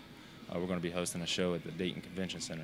So you're looking at 2,000 plus. We're trying to start building a calendar, so we're booked for 6 months out. So we know, all right, you're good at. What's your what's your capacity? 6,000 where you're shooting for now? Yeah, show wise. Okay. Because we're not on that big level yet. We got to see how well. We got to find a lineup that So how do we tie Cincinnati into it? Oh, it's coming. And as a comedy gig, right? So that would be. Mm-hmm. Could you do that at Madison? Madison they would hold like 300-400 people. Madison Live with 300 cap, with a rooftop 300 cap, but Madison Theater holds 1,500 people. So if the theater makes more sense. So he books Madison Theater down there in Covington, man. Oh, so that's good. That's a great. So if there's venue too. So that was one of the things that, like, thankfully, him being on our team, so he was looking. He's always in the music industry and all that. So Madison Live, which is you got Madison Theater, which is the legendary theater, and then to the right of it they did Madison Live. So you got smaller cap, like 350 on the bottom, 350 on top, something like that. Yep. But there's a rooftop to it. How big is the rooftop? It's actually bigger than the main. It's fire, floor. bro. It's The dope, rooftop. dude. The rooftop has brick solid. on the left and right side. Yeah. We gotta check that out. It's solid, man. It's really. Check that out. But I played a lot of venues, and that's still top tier. And that's local. It looks, bro. It's impressive for real. They just had an artist there last week from Cincinnati. He just sold Santino. it out. Yeah, Santino. I was there at the show. Oh, you was there? Yep. Man, I hear great things about that. Yeah, show. dude, it was great. People say it was Santino's awesome. Dude, it was dope, fantastic. man. Yep. That dude's a grinder too, man. He is. He is, bro. He is. And I love Santino, man. We had a big falling out a couple of years ago, bro. So we're not friends anymore. But like he was. Tomorrow's a new day, man. Tomorrow's a new day. So. No, bro. I want to see that dude succeed, man. I want to see him thrive. Like he's been grinding just as hard as we have, bro. Just in Absolutely. Just in a different lane. We're still on I-75. He's just in lane 2, and I'm in lane 3. It's just I'm clothing. He's music, bro. So Right. I want to see that guy thrive. I want to see him do well, man. He's been punching out of the clock long as I have. Yeah, he's a good dude. T-shirts. Yeah, I mean, he's been at this music thing for as long as I've been. In He's the business, fired too, bro. I love him, man. Like I hate the fact that we ended how we did because he was such a good friend. Yeah. But like, bro, his voice is so Tone Loc. Like, you get a Tone Loc every.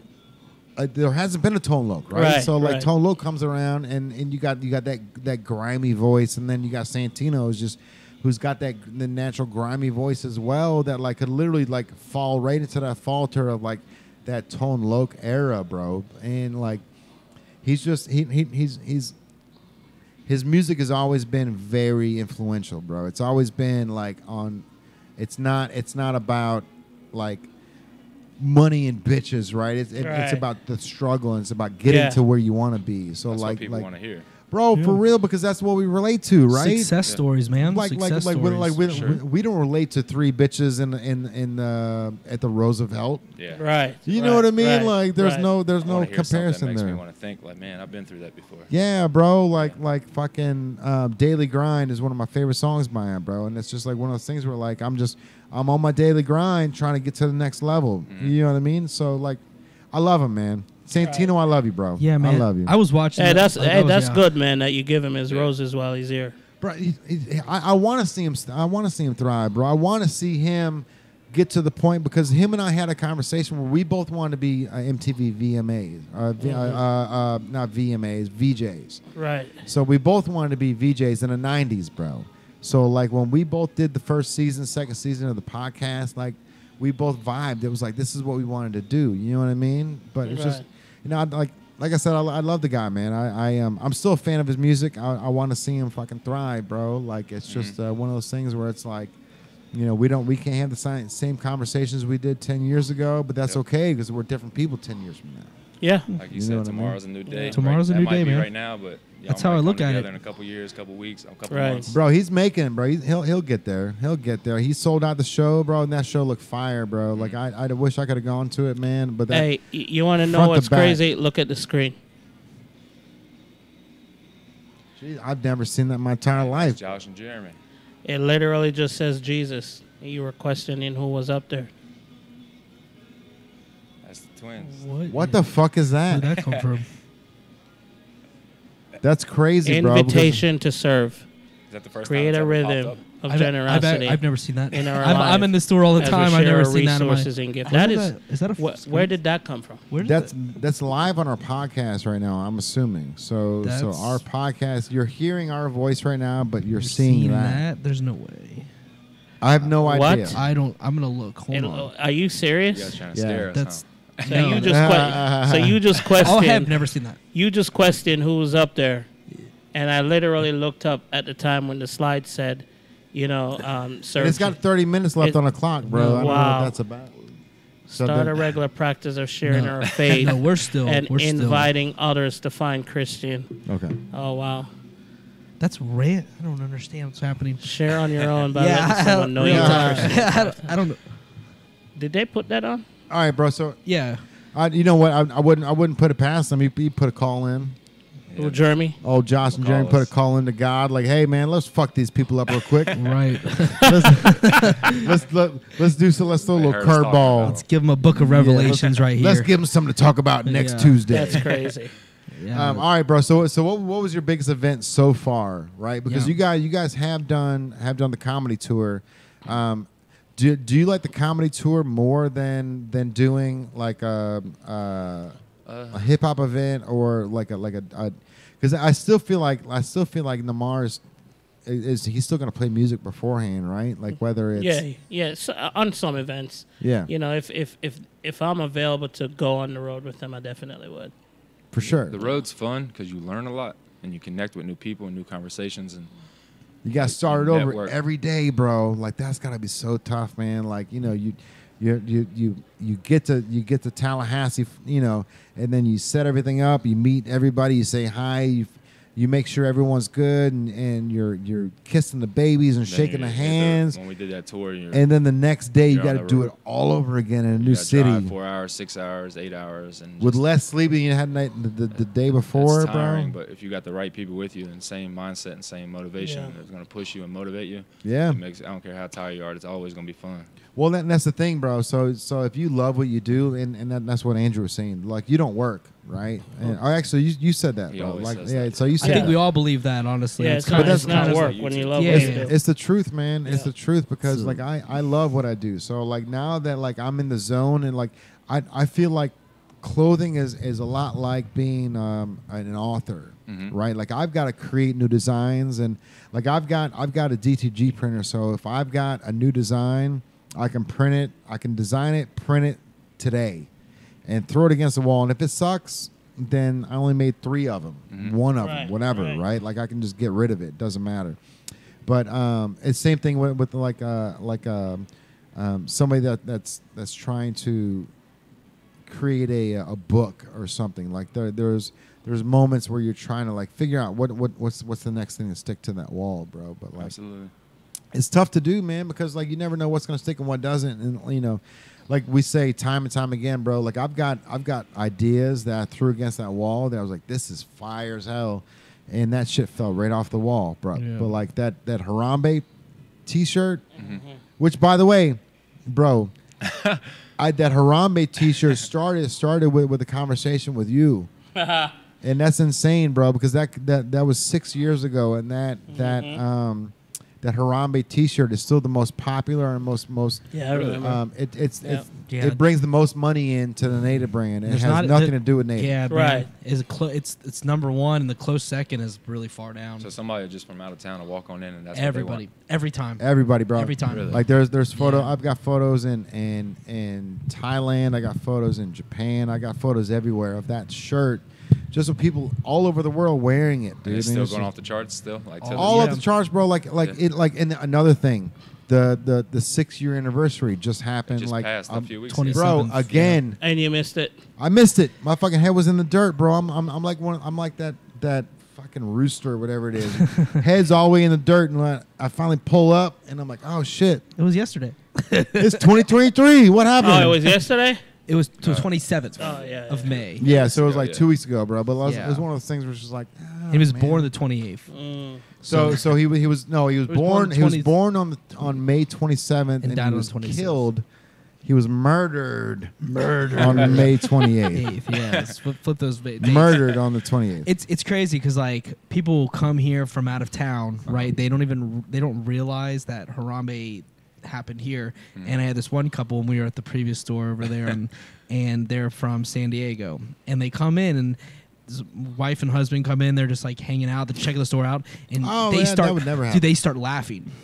And I was like, I'm sitting at the desk like really close to the shirts. I'm like, what's up, guys? And they're like, what is this? And I was like, Harambe, like he kind of like is our mascot for the store, if you will. And like, Harambe it's a Cincinnati Harambe. Said that happened here, and I was like, it did. It happened in Cincinnati, and they're like, oh my gosh, we have to have two. I need two of these shirts. I need them now. And they're like, from San Diego. And then they San Diego. That would never happen. And they were like, Yeah, this would never happen at our zoo. I'm like, where are you from? They're like, we're from San Diego, and we're taking this back right now. We have to show everybody. Like, you're gonna have sales like crazy online. Just trust me. I'm That's like, awesome. and I was like, they were laughing. It was like a whole thing. They were like shitting on us in Cincinnati low key, but I was like, it is what it is. Like, it is fact. And like, they didn't know it happened in Cincinnati because I guess you see an article, you don't see where it's happening, whatever. But like, they were cracking up. I hadn't seen someone see a shirt and bust out laughing ever in my life because it's just a shirt. And they just started laughing. I'm like, that gorilla died, but they're like, that would never happen in our city. Our city's San Diego's the shit. Like, whatever. But like, I was like, all right, well, we gave two shirts. That's cool. Like, move on. But like, bro, they lost it. We had the aunt of the that's kid right. Here. Yeah, the aunt. Yeah, of like the kid. The kid that Yes. That kid, yeah. that kid that fell, his aunt was in here. She was all bragging. She's like, "Oh, that was my nephew. My nephew, yeah. My nephew fell in there. Now he was the reason why they killed him. Gonna be famous forever, bro. It's like, god damn, like elementary school telling that story. Yeah, bro, he's got to be 11 years old now. Like that's got to be kind of. I think he's 8. 6 years ago. I think he was 3. He got lucky. 9. All right. No, internet. He got lucky. Yeah. Either way, bro, that's gotta be traumatizing for a kid for like real. growing up, like being the reason why Harambe was murdered. Because like if you watch that video, like obviously, like that kid was gonna survive. Yeah. That bro, Harambe was Protecting. a father in that situation. Trying to protect To a T, bro. Yeah. He might have been a mother in the situation, like trying to. Everyone's screaming, and he was just trying to like pull everybody like over here, like get away, like trying to. And we took him out. Yeah. Out of safety. But his legend lives on no matter what because we keep him in the store. Yeah, hey, and bro, that like, hey, you know what's funny is the Cincinnati Zoo hated me for a long time, bro. They actually they got rid of their Instagram page, so which was crazy. Right when it happened, they closed their Instagram down because they were getting so much hate on it. And they posted something right before they did and said, "Hey, we've been a zoo since the '70s. We were here before social media was here, and we'll be here when you're gone." And they closed their shit down.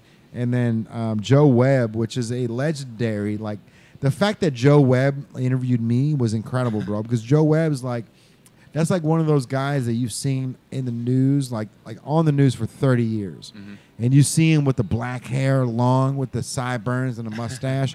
And then by the time he retired, he's got no hair on top, like gray hair on the sides, no facial hair at all anymore, right?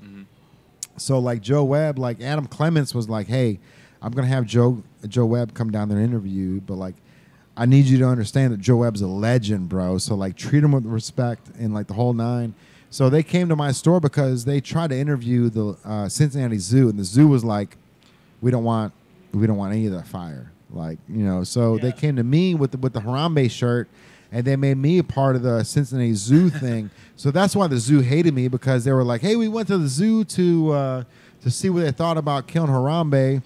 They wouldn't say anything, but here's Jay Banks with Native. Like, yeah, okay, so here's the story. So they had a beautiful gorilla, in that this gorilla actually caught somebody that fell down the thing, and then they decided to kill the gorilla instead of saving the gorilla. But it was just one of those things, bro, where it's like I've got Joe Webb interviewing me, and it's like now Joe Webb's retired, and like I get to appreciate, like, because I get to see, like, when he retired, they did this whole thing of like 30 years of Joe Webb and like all the moments that he's done. And I'm thinking to myself, like, bro, I didn't even take this interview into like heart, right? Like I was kind of joking about the whole thing, and like I didn't realize it was gonna be that big of a thing. But the fact that like I'm a part of this, like not story, bro, but it was one of those things where it's like you've got like Joe Webb, 30 years on air, bro, and like I was one of the last interviews he did before he retired, right? That's awesome. It's crazy to do, man, and to think that like, all right, that's part of this. And now Joe Webb comes in here once a week.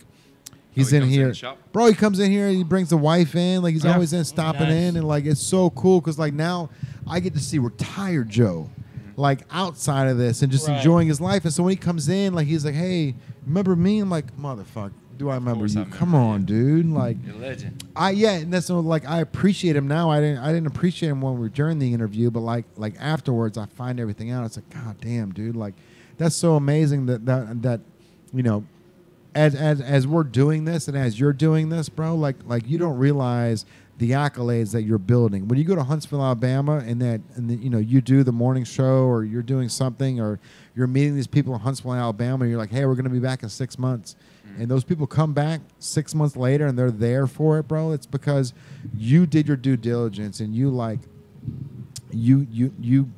represented the brand perfectly to a T, man. Right. And you never know when you're on air or when you're not, dude. And that's the one thing that like Joey Cook has always been on the clock, always.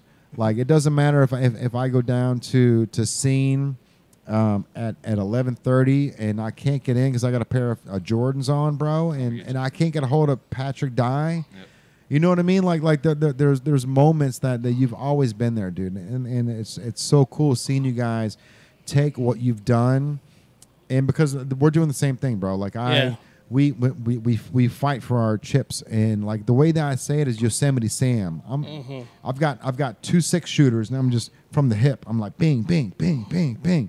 But you don't realize that you're hitting the bullseye every time, right? Right. So 2-3 years down the road, you know, they're coming back and they're going, Joey, hey, what's going on? You're like, bro, I don't even remember you. Like, no, dude, you took care of me 2 years ago down in Huntsville, Alabama. Like, oh, okay. Okay, yeah. Yeah, dude, it's like things like that. Like you guys may think that like you're in it right now, just the smoke's coming up, but like you guys are building a complete brand, and you guys may not even realize it because we're still on day one, bro. Like I haven't even gotten called to the majors yet. Right. The store here we're still AAA. So once we make it to the majors, that's when day one starts. Hey, Mom's here. Hey, Buggy. There we go.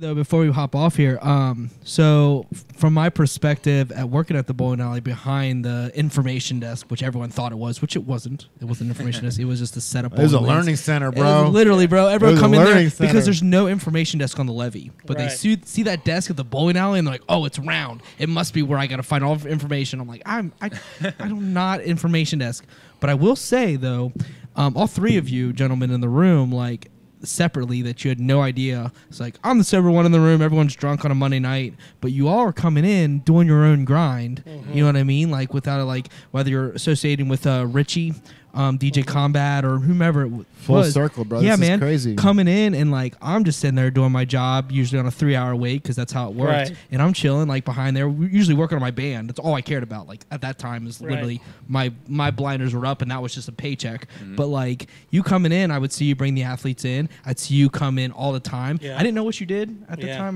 Now I know, but like at the time I did. I Right. And then I saw him Bro, come in with his backpack all the time. So he was coming in because half the DJ staff was on his payroll, bro. Right. Yeah. Now I'm hip to it, but at the time I had no idea. Yeah, and Richie's a very Richie and his brothers. Yeah, are and Johnny very good too. friends. Johnny as well. Richie- Johnny would come in. Richie's yeah. another one of those guys that pockets the money instead of putting it back into the bar that night, man. I love Richie, the fact that he's always he's taking care of his business. Yeah, Yes. Richie is a very, very, very talented guy. Yeah, he There's is. been so much growth, just between the young school of DJs, man. Like, I'm very proud of like every DJ that came into business. Let's say like when I played my last record at Zazu, Right. and those guys came in. Yeah. Like, I'm proud of every single one of those guys for like, the grind they're putting in. It's good to see that DJs coming behind you are paving their own way and For are sure, like bro. are like grinding. Like, take for instance Davey C.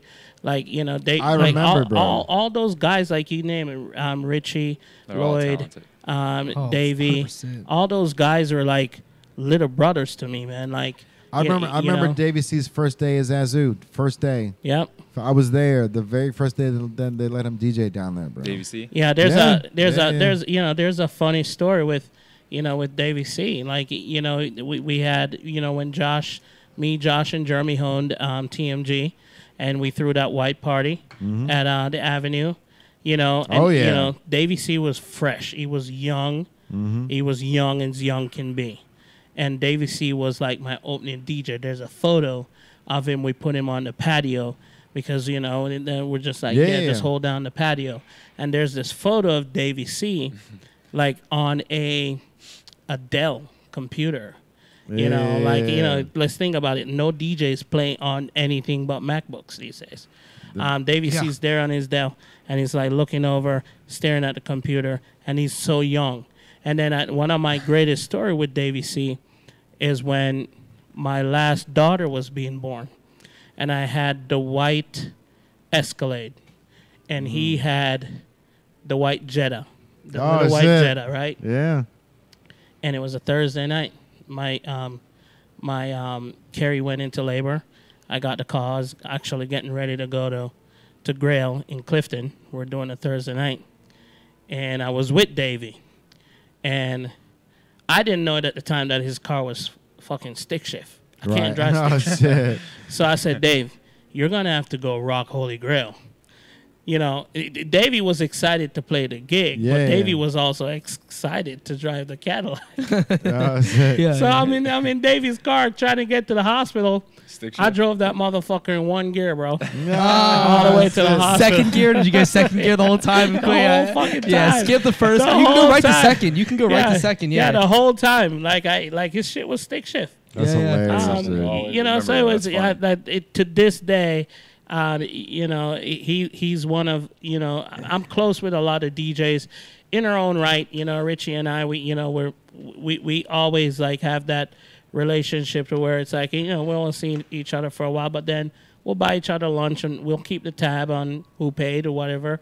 But it's just really, really refreshing to see where the DJ game is going, and the guys that are coming in are not being lazy with the craft. Exactly. Because if you take Richie for an example, you know, because I have a person as a DJ, I have my favorite DJs. Sure. He's one of them.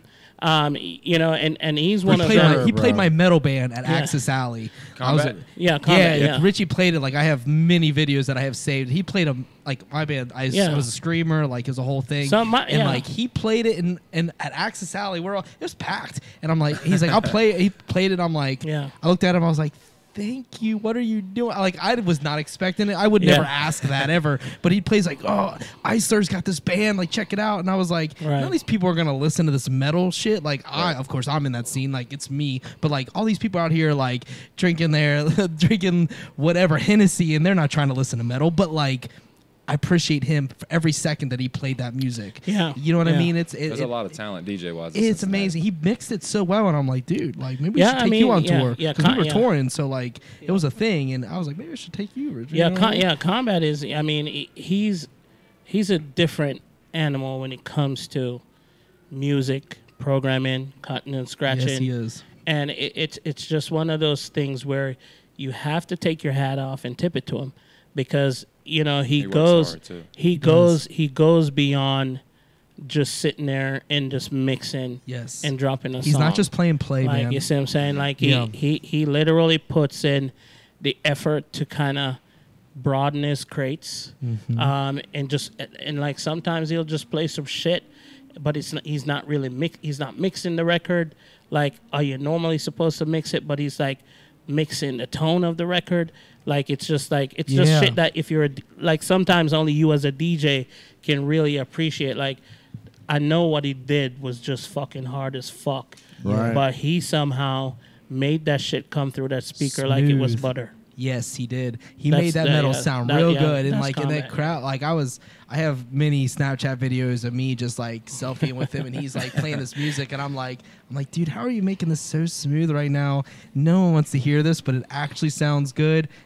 I was kind of taken aback the first time he did, and after that, he kind of put it in a little rotation while he was there.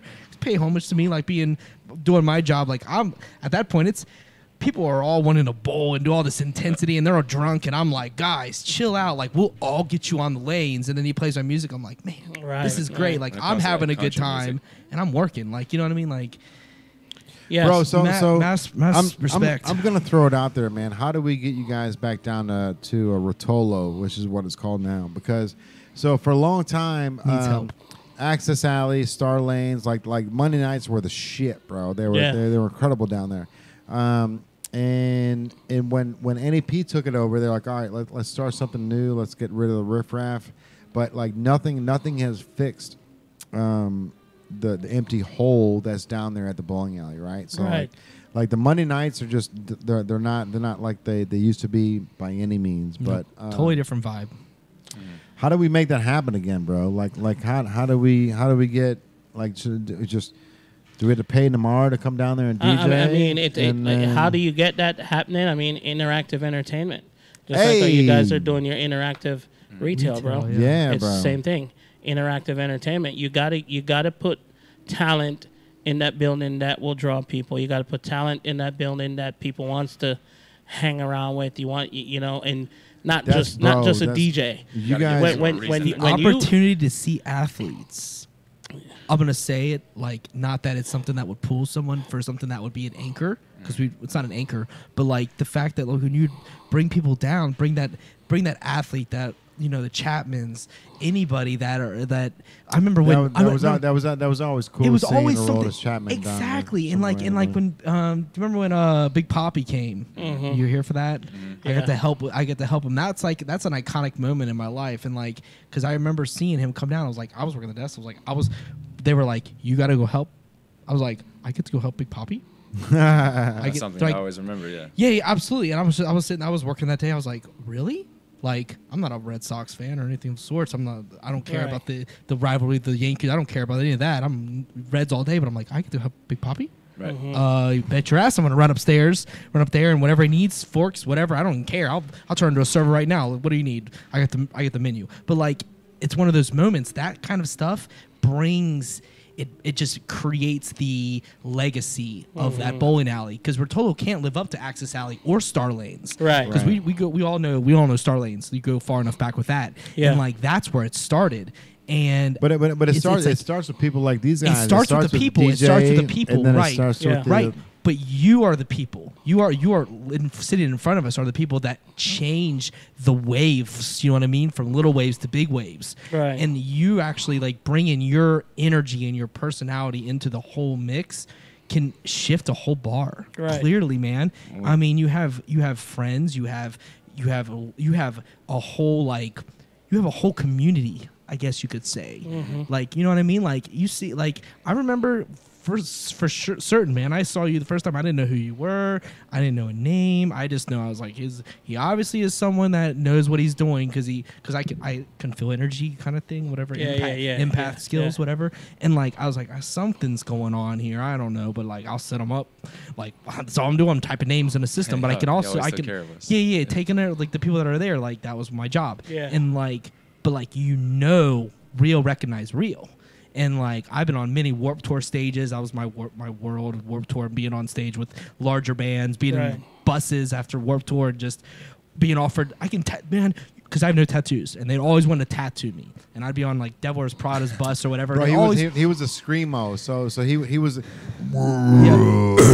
like anything, like he was part of screamo bands, bro. Yeah, but I never have no tattoos, and they always wanted to tattoo me, and like, who's gonna get to you first? And I was like, I'm not trying. I'm like, wait until my band gets signed before I get a tattoo. But like, I'll be on Devil Wears Prada bus with Volumes and all these major players in the Warped Tour world, which are celebrities in their own right, and I'm like, just my friends, like these are cool, but like. The real recognize real. You understand, regardless of the platform, DJ, musician, you know, at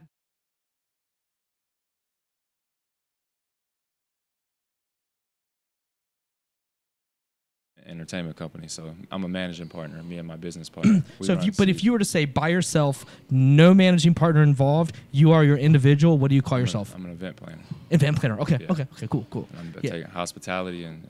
Tell me your vision, and I'll execute it. Sure, exactly. Show you a good time. Wherever you're from, whatever you need, I got you. Yeah, but I like to separate it. So as like, even though you might be partnered with companies, you individually has your own. Consider yourself a contractor. What would you call yourself? So an event planner. Yeah. Okay, cool. Yeah, because like everyone has their own. Or because like you might work with a bunch of people, but that doesn't define you. What defines you is what you are as a person, because you are not behind. You are not, this company. The company is just a shield. Yeah. Right. Yeah. So like you are a person behind, clothing designer. Like I just consider myself a connector because the tipping point is a thing, and I like to bring people together. Whatever, just because I see talent put together and make magic, whatever. But like that's how I look at it. So everyone has their place. DJ, musician, whatever. Everyone's individual. You don't have to necessarily be behind a company. You can just be a standalone person that's making a difference in this world. You know what I mean? The world's a large place, and you have major markets. That's very true, man. 100%. Yeah, 100%. I fully do that. 100%. I like to call myself a mood director. A mood director? Yeah. I like that. Yeah, that's cool. That's we did director school last year. When we did Rotolo last year, we had Joe. When we did Joe's birthday, we hosted it during the daytime. We did a night part and we did a daytime, and we did the bowling alley, and it was like seeing everybody in there was like turned into a kid again. Yeah, we had so much fun. Yeah, man. 2 DJs in there, and that was a big vibe. We had a great time. 100%. And then like I think that's the one thing about like a bowling alley that's like that, because there's not a lot of things that are like that downstairs. There's not. I don't think they realize what they've got, because they've changed it, because they removed that major bar. They removed the large bar and replaced it with bocce. Not sure. I was a manager at Rotolo. Oh yeah, that's in the middle. I was a manager at Rotolo. I helped be at the start of the Rotolo. Yeah. They brought me in because they brought me in because like, hey, like you do what you do, like come on in. I was like, cool, like I'm down. And then COVID happened, and then I'm not here now. Best thing ever happened. Thank God. Yeah. COVID saved us all. I spoke to Monty today. Yes, he's the one who brought me in. So he's the one who brought me in. We're working on putting together our first annual Stars for Strikes Celebrity Bowling Bash. Awesome. Dope. Good. There, so with the athletes and sponsors, so getting the contracts up and rolling here soon, and that's what's up.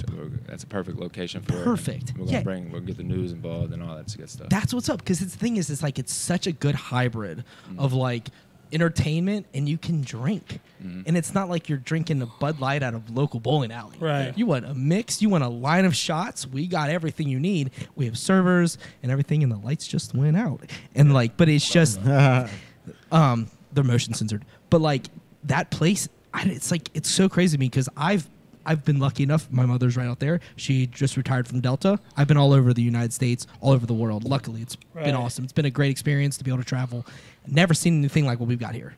It doesn't exist anywhere. Awesome. It really doesn't. The store doesn't exist. The bowling alley, yeah, absolutely. The bowling alley doesn't exist. Nothing exists like what we have here, and I don't think they've truly realized what is happening, because like when they changed it from Access Alley to Rotolo, they just removed that aspect of the major bar, everyone lining up to like see Mika or like Monty, or I mean Jay Sal was bartending there for a long time. All these people, these huge personalities in one place. It's just they eliminated. They even told us for a while no shots and stuff like that. They want to remove the DJ, the experience like that. I think they've changed since then, but like that aspect is something you can't replace. No, that is something that can't be replaced. No. It is a unique experience that people, they will go to bat for you.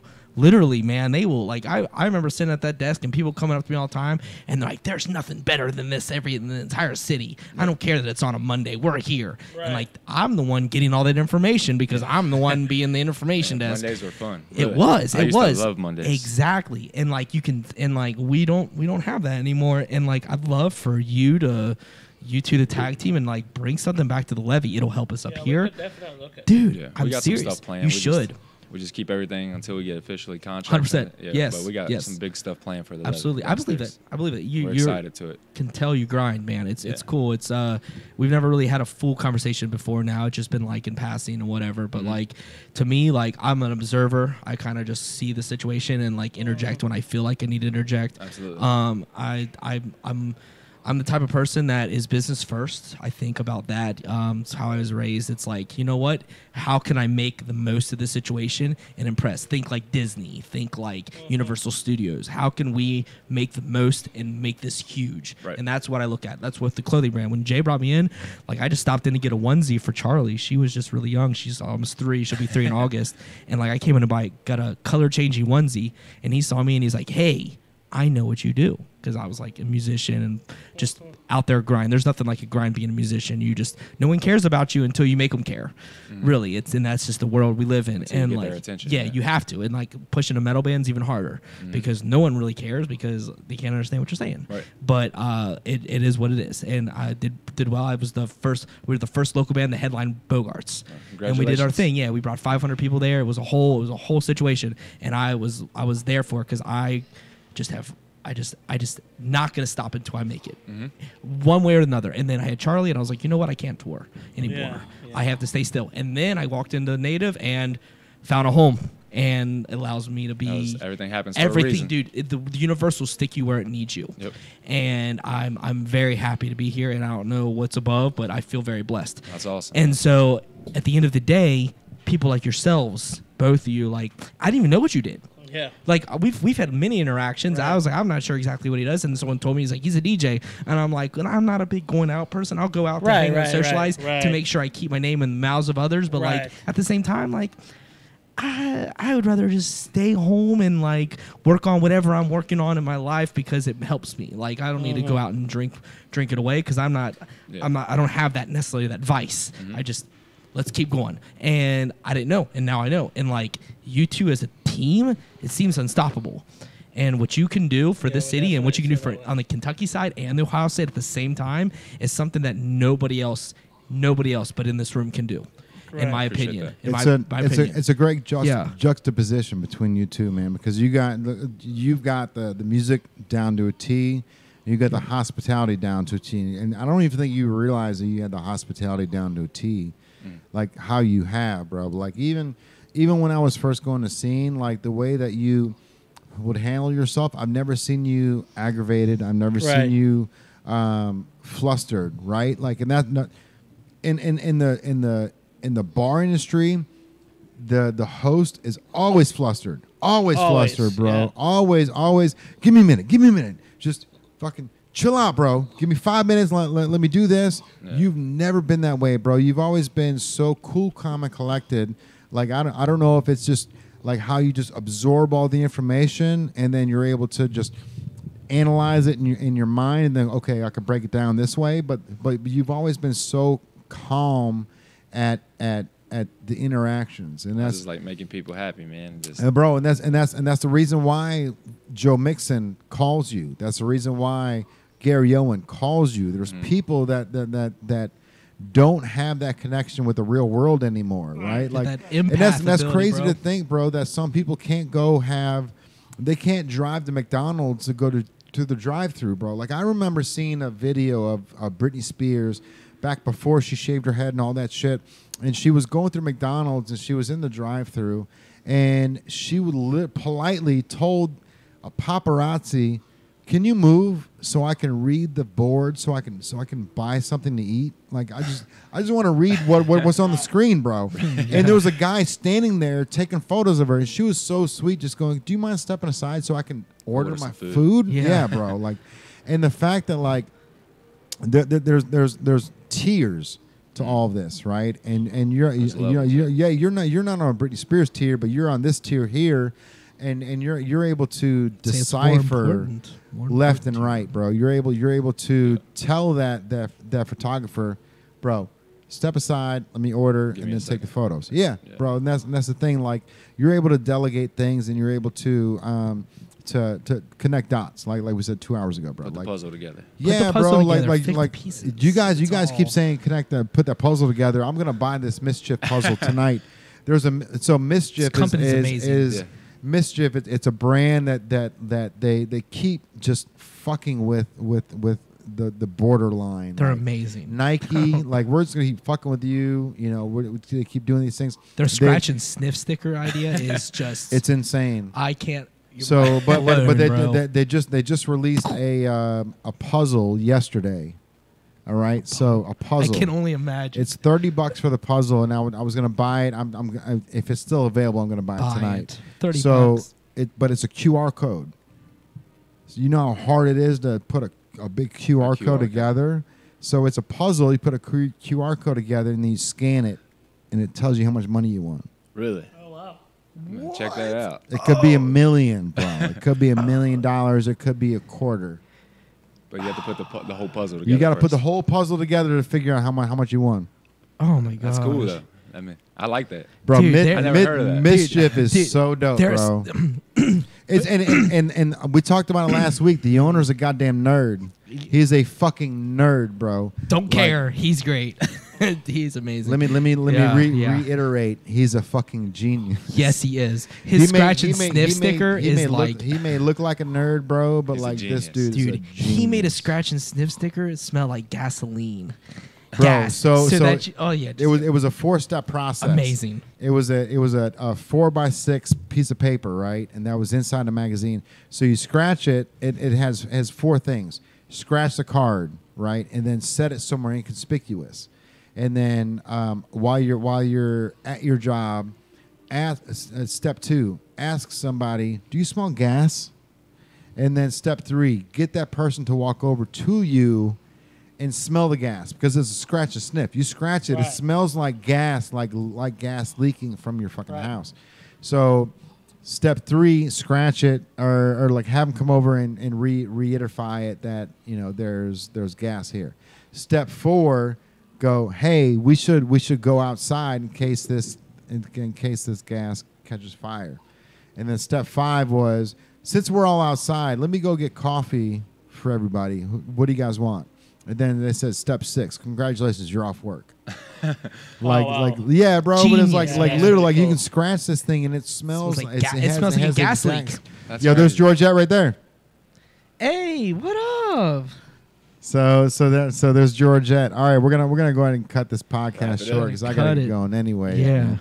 But so Joey Cook, man, I want you to go reiterate your social media handles. Yeah, man. If somebody wants to get a hold of you, or if they want to get a VIP table at one of these events, so you got events going on.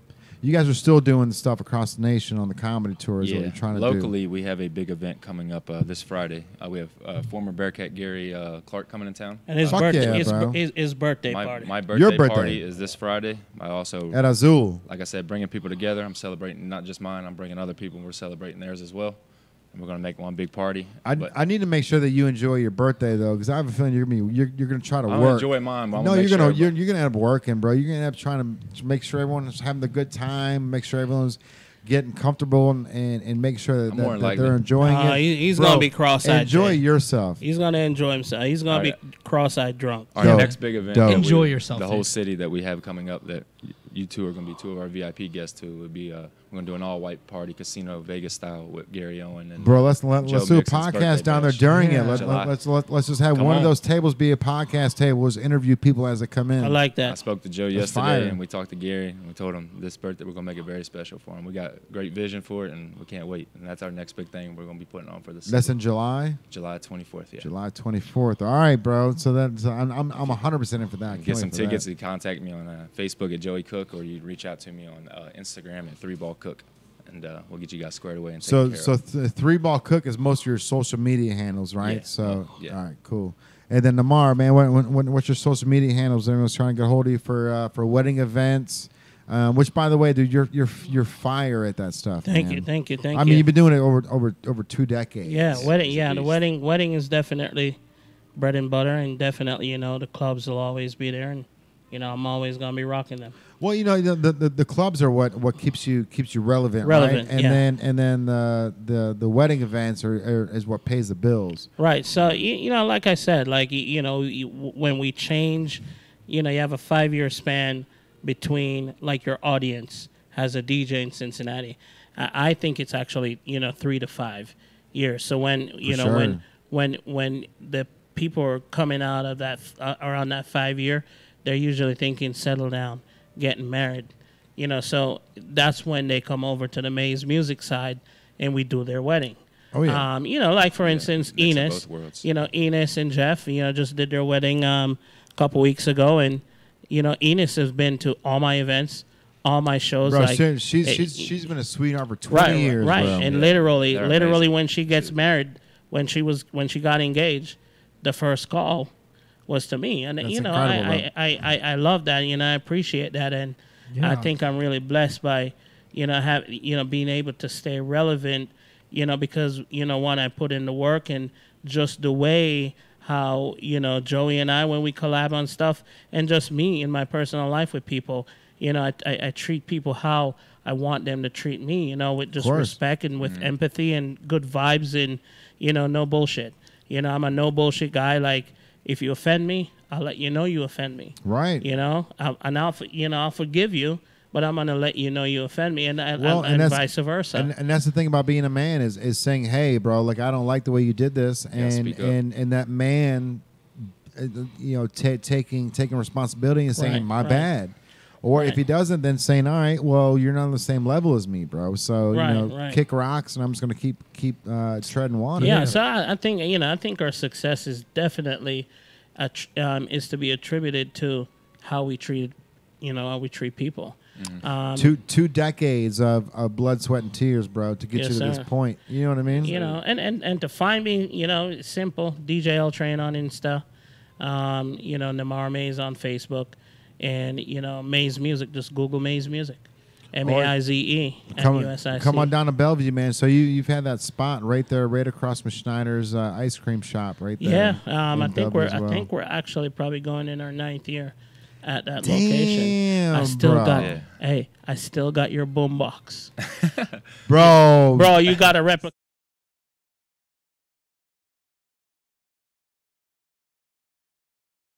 Same version, but Josh Salandino's dog pissed all over it, and it doesn't work anymore. Shit.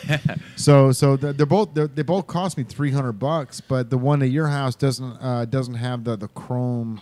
It was all black. The one that I bought. There's no bling on that. Yeah, still Bluetooth, still a Sonic. That motherfucker's bad. And it's crazy because remember when I used to have all those crazy parties? Oh yeah, bro. Oh man, we've grown up. Bro, I remember the first time I walked to your place from my place. Yeah. And I was like, damn, I walked all the way down to Bellevue, bro, with this place. You know what I mean? And I was like, bro, I skateboard to the levee, man, on the week, bro. You know what I mean? So now I was like, yeah, you do. But it's one of those things where it's like all my guys were down there, the colors were down there, fucking Shoe was down there, all these people were down there. I was like, I gotta get down there, bro. I gotta hurry up and get down there. So I would fucking run down there, and all of a sudden I was like, yeah, I just walked from my crib, bro. Yeah.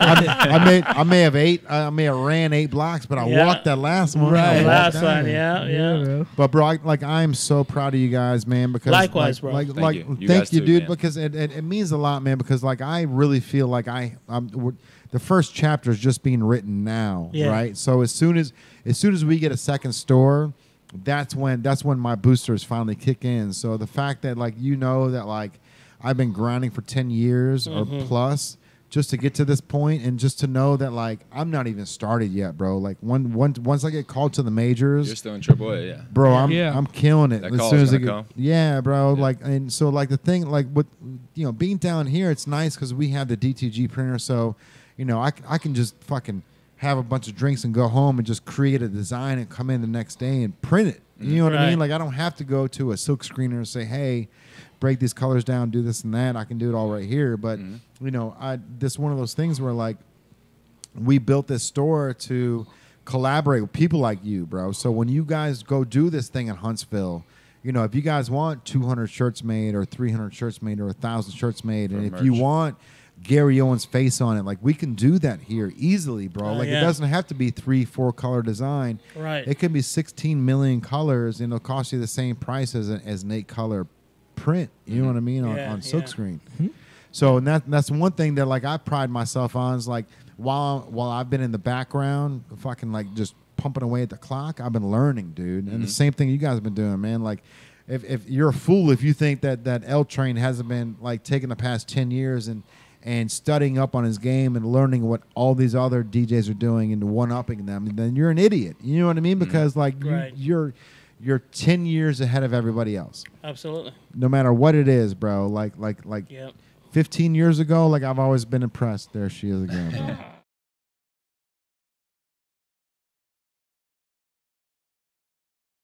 He owns the company, bro. Much.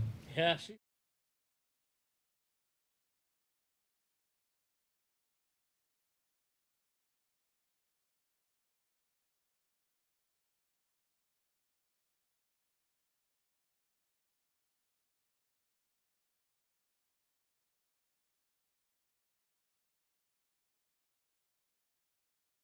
I was at Schneider's and I saw you at your spot, and I saw your daughter come outside, and I saw you guys run over to Schneider's and grab that ice cream, and I saw the look on her face, bro.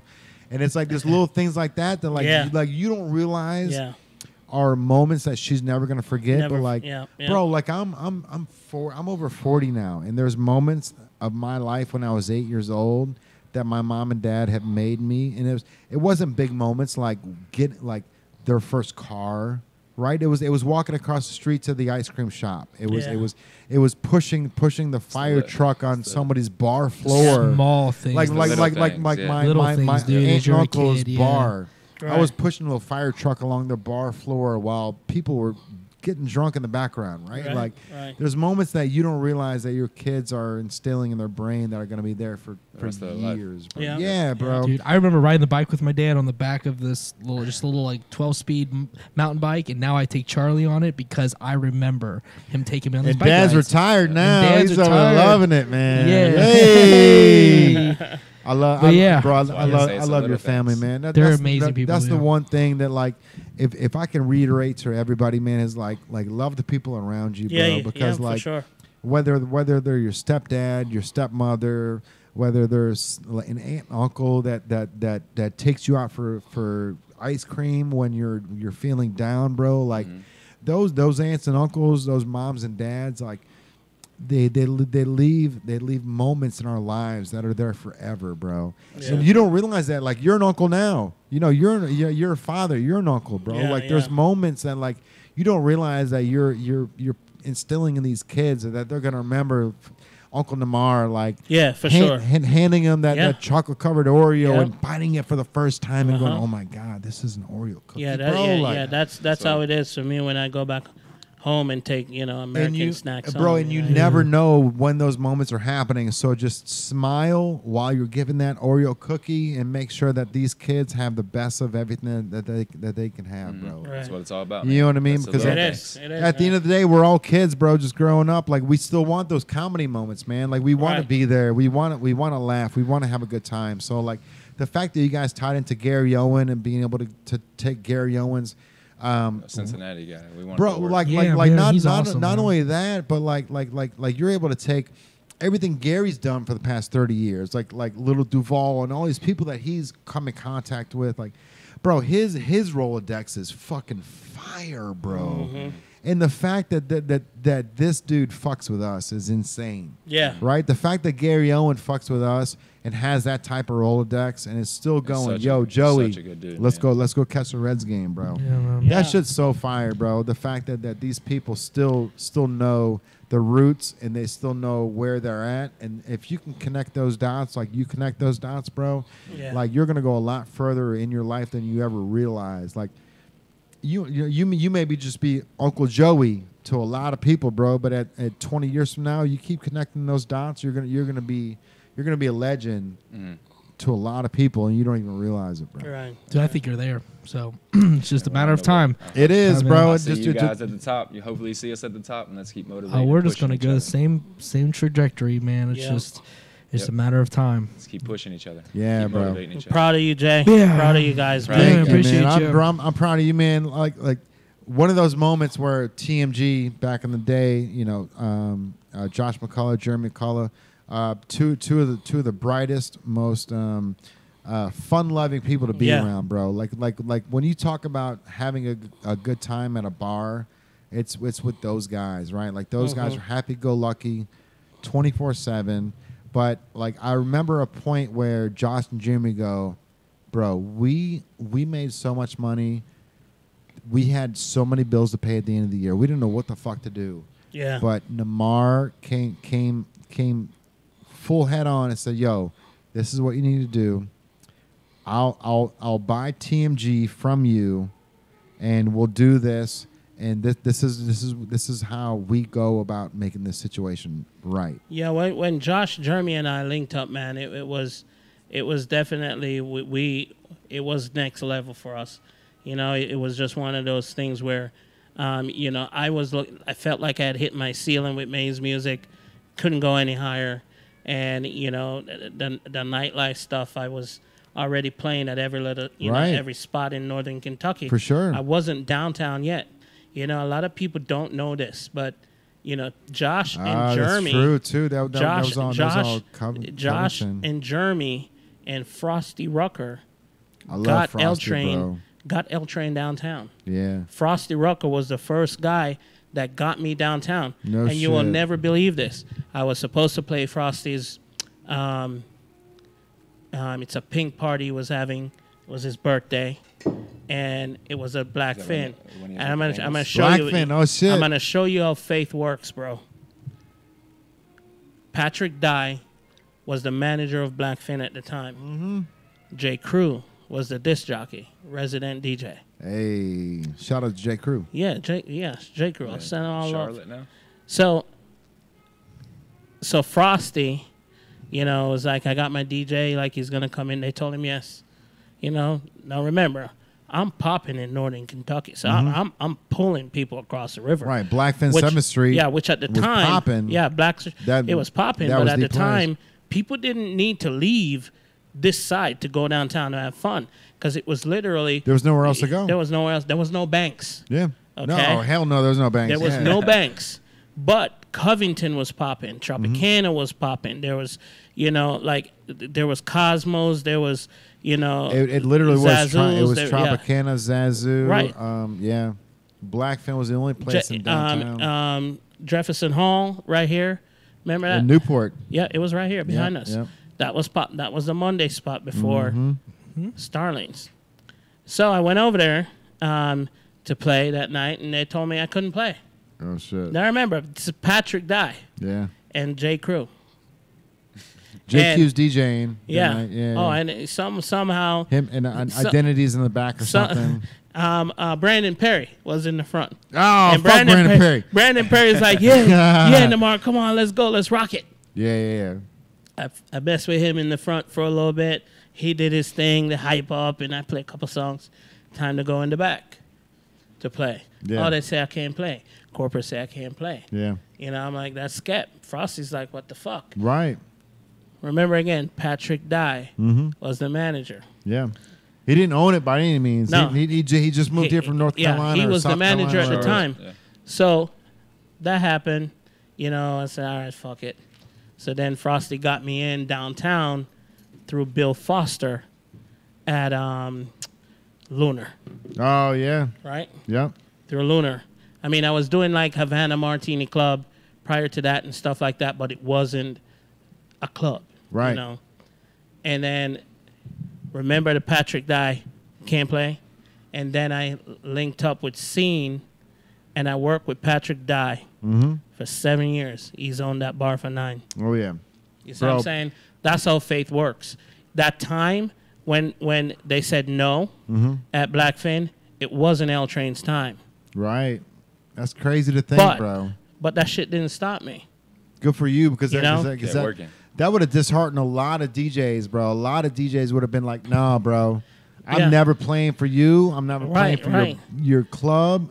I'm never playing for your bartenders. You know, but look at this. It took a dude from Orange County, California to convince a club owner in downtown Cincinnati to let me rock. Right. You know, and Bill Foster let me rock with open arms. Bro, and I never look back. That's why Bill Foster could call me any day to rock an event. And I'm like, yeah, I got you. Yeah, no, bro, like Bill, like I love seeing Bill thrive, right? Yeah. Because like he's always been he's a dot connector. Yeah, that's another story, bro. He's a dot connector, bro. He's an incredible human being, and he is. Like I don't know where he came up with his money, because you know we were young. He grind, bro. I'm sure. He grind. Bill was homeless, bro.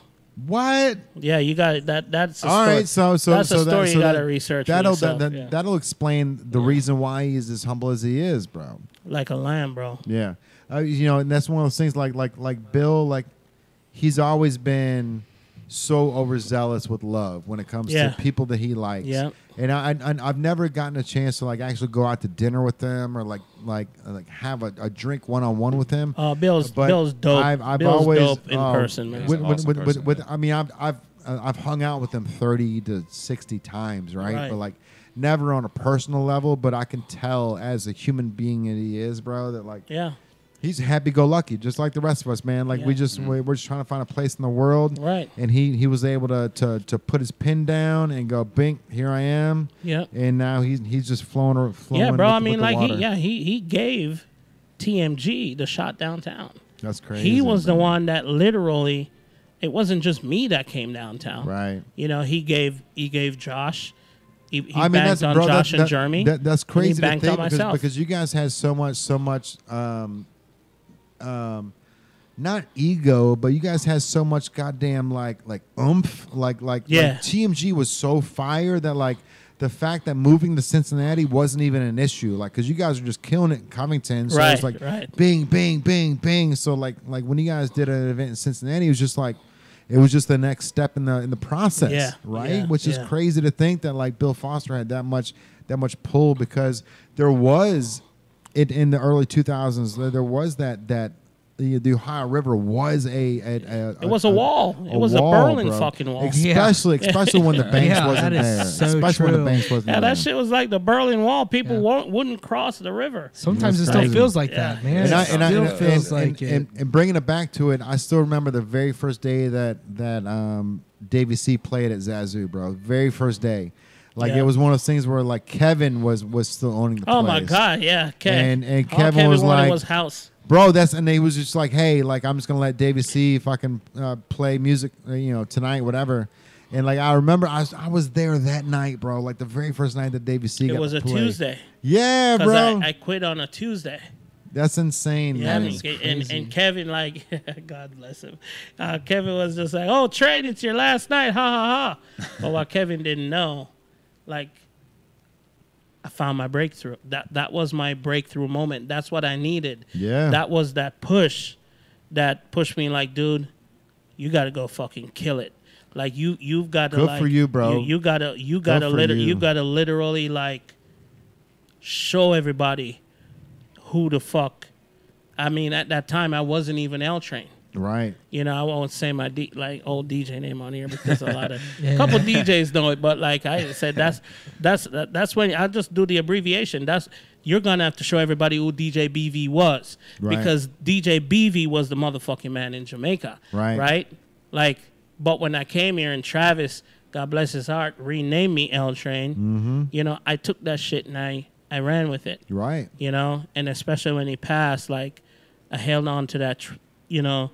Closer, and I really felt at the time of his passing that I need to push more. You know, I need to like really put something behind his name. I need to make him proud. You know, and I know he's proud. Isn't that crazy that like over 10 years later, somebody like Travis still has impact on my life, bro. Not only yours, on my life too. Like there was like he opened up the very first T-shirt I made was fucking Jubal. Yeah, I remember. Right, and that was the fucking Jubal. That was the payoff. Jubal's. But my best friend wasn't allowed. Well, he wasn't allowed in my favorite bar. Right, because Jubal had an outstanding bar tab and wasn't allowed in Zazu. So I made a shirt that said fucking Jubal, and we gave all the proceeds went to his goddamn bar tab, bro. Yeah, like how crazy and fuck yeah, paid it off. But then he got kicked out again for pissing on the bar, man.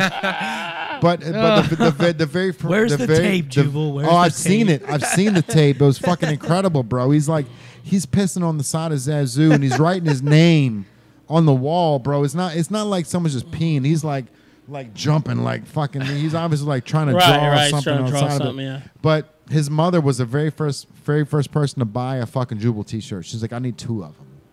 And it's like that's the moment, bro. Like when your own mother goes, "Oh my God, that's the perfect shirt for my son. I want 2 of them." That's the truth. But so we made that shirt for Zazu, for Travis, so we can pay off fucking Jubal's bar tab, so he can get back in.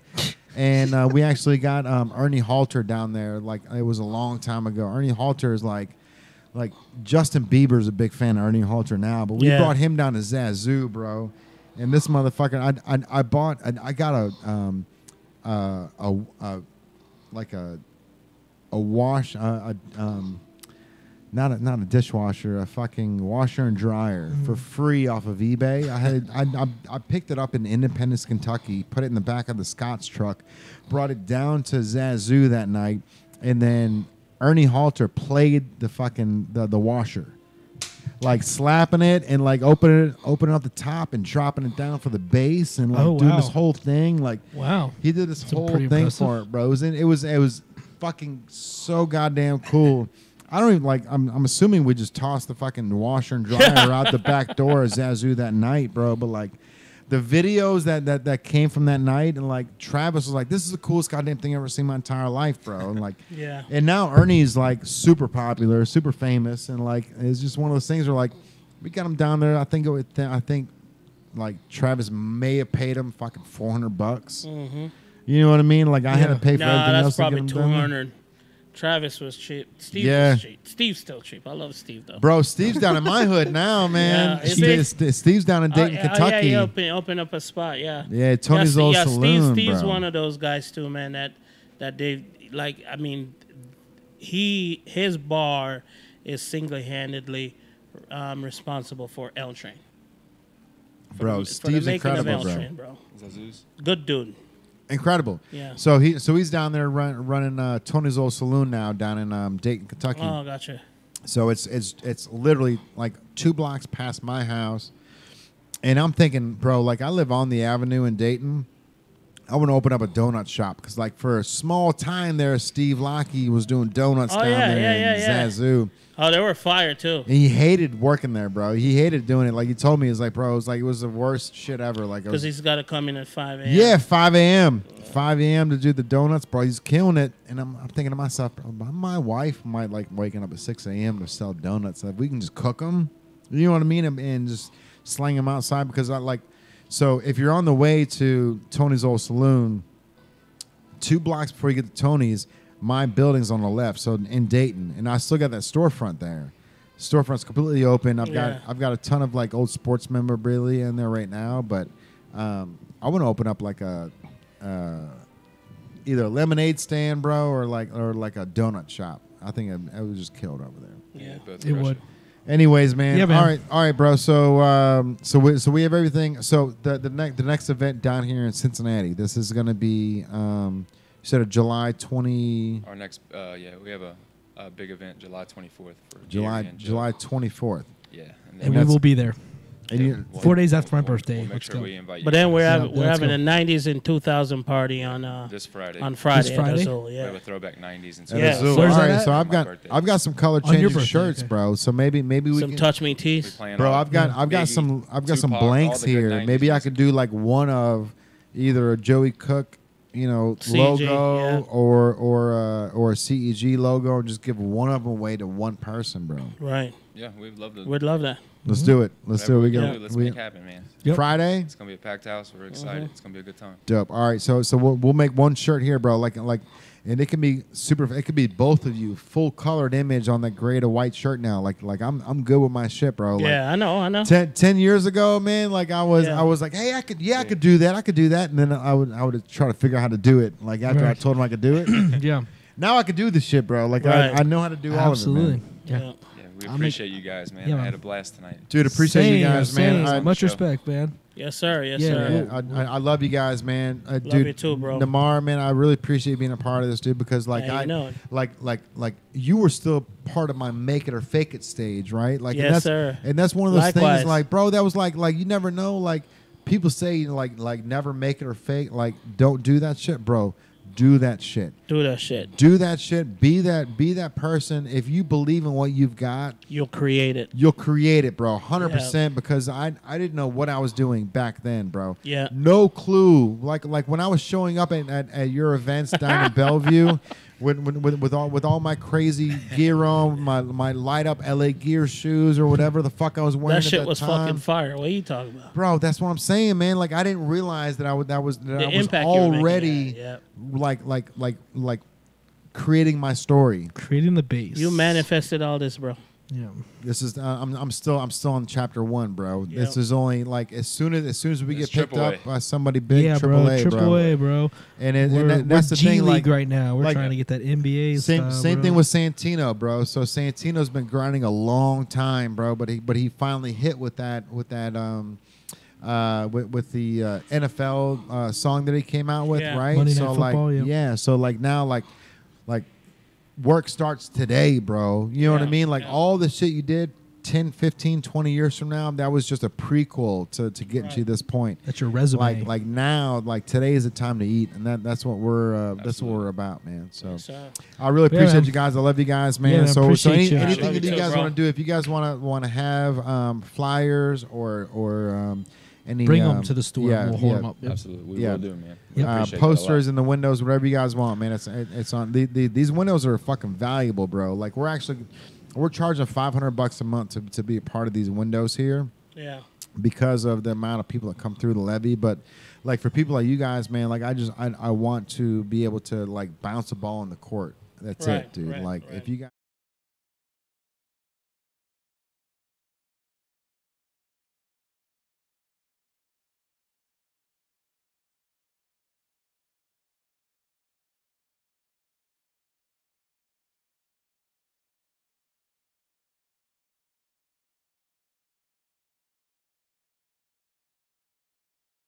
Thing is, like with here, it's Louisville, Lexington, Indy. Indianapolis, Dayton, Ohio. Cleveland. Like we Nice, get nice. so we get 317-937-502 like 3 to 4 times a day on the weekends, right? So Wow. like if you're trying to blow up in Louisville, if you're trying to blow up in Indy, Let's go, man. It is. All right, bro. Yep. I know everyone's got to piss. I'm thankful I was able to do it an hour ago. So I love you guys. I love you too, man. We'll see you on another episode next Tuesday. We'll be back here, but we're gonna do some events with Joey Cook and Nemar, so we can get some shit going. So make it happen. We got for you boys too. All right, I love you, bro. Appreciate you. Thank you guys. Love you guys. All right, another episode of the PowWow in the books, and we'll see you next Tuesday. Appreciate y'all. Bye. Peace. All good.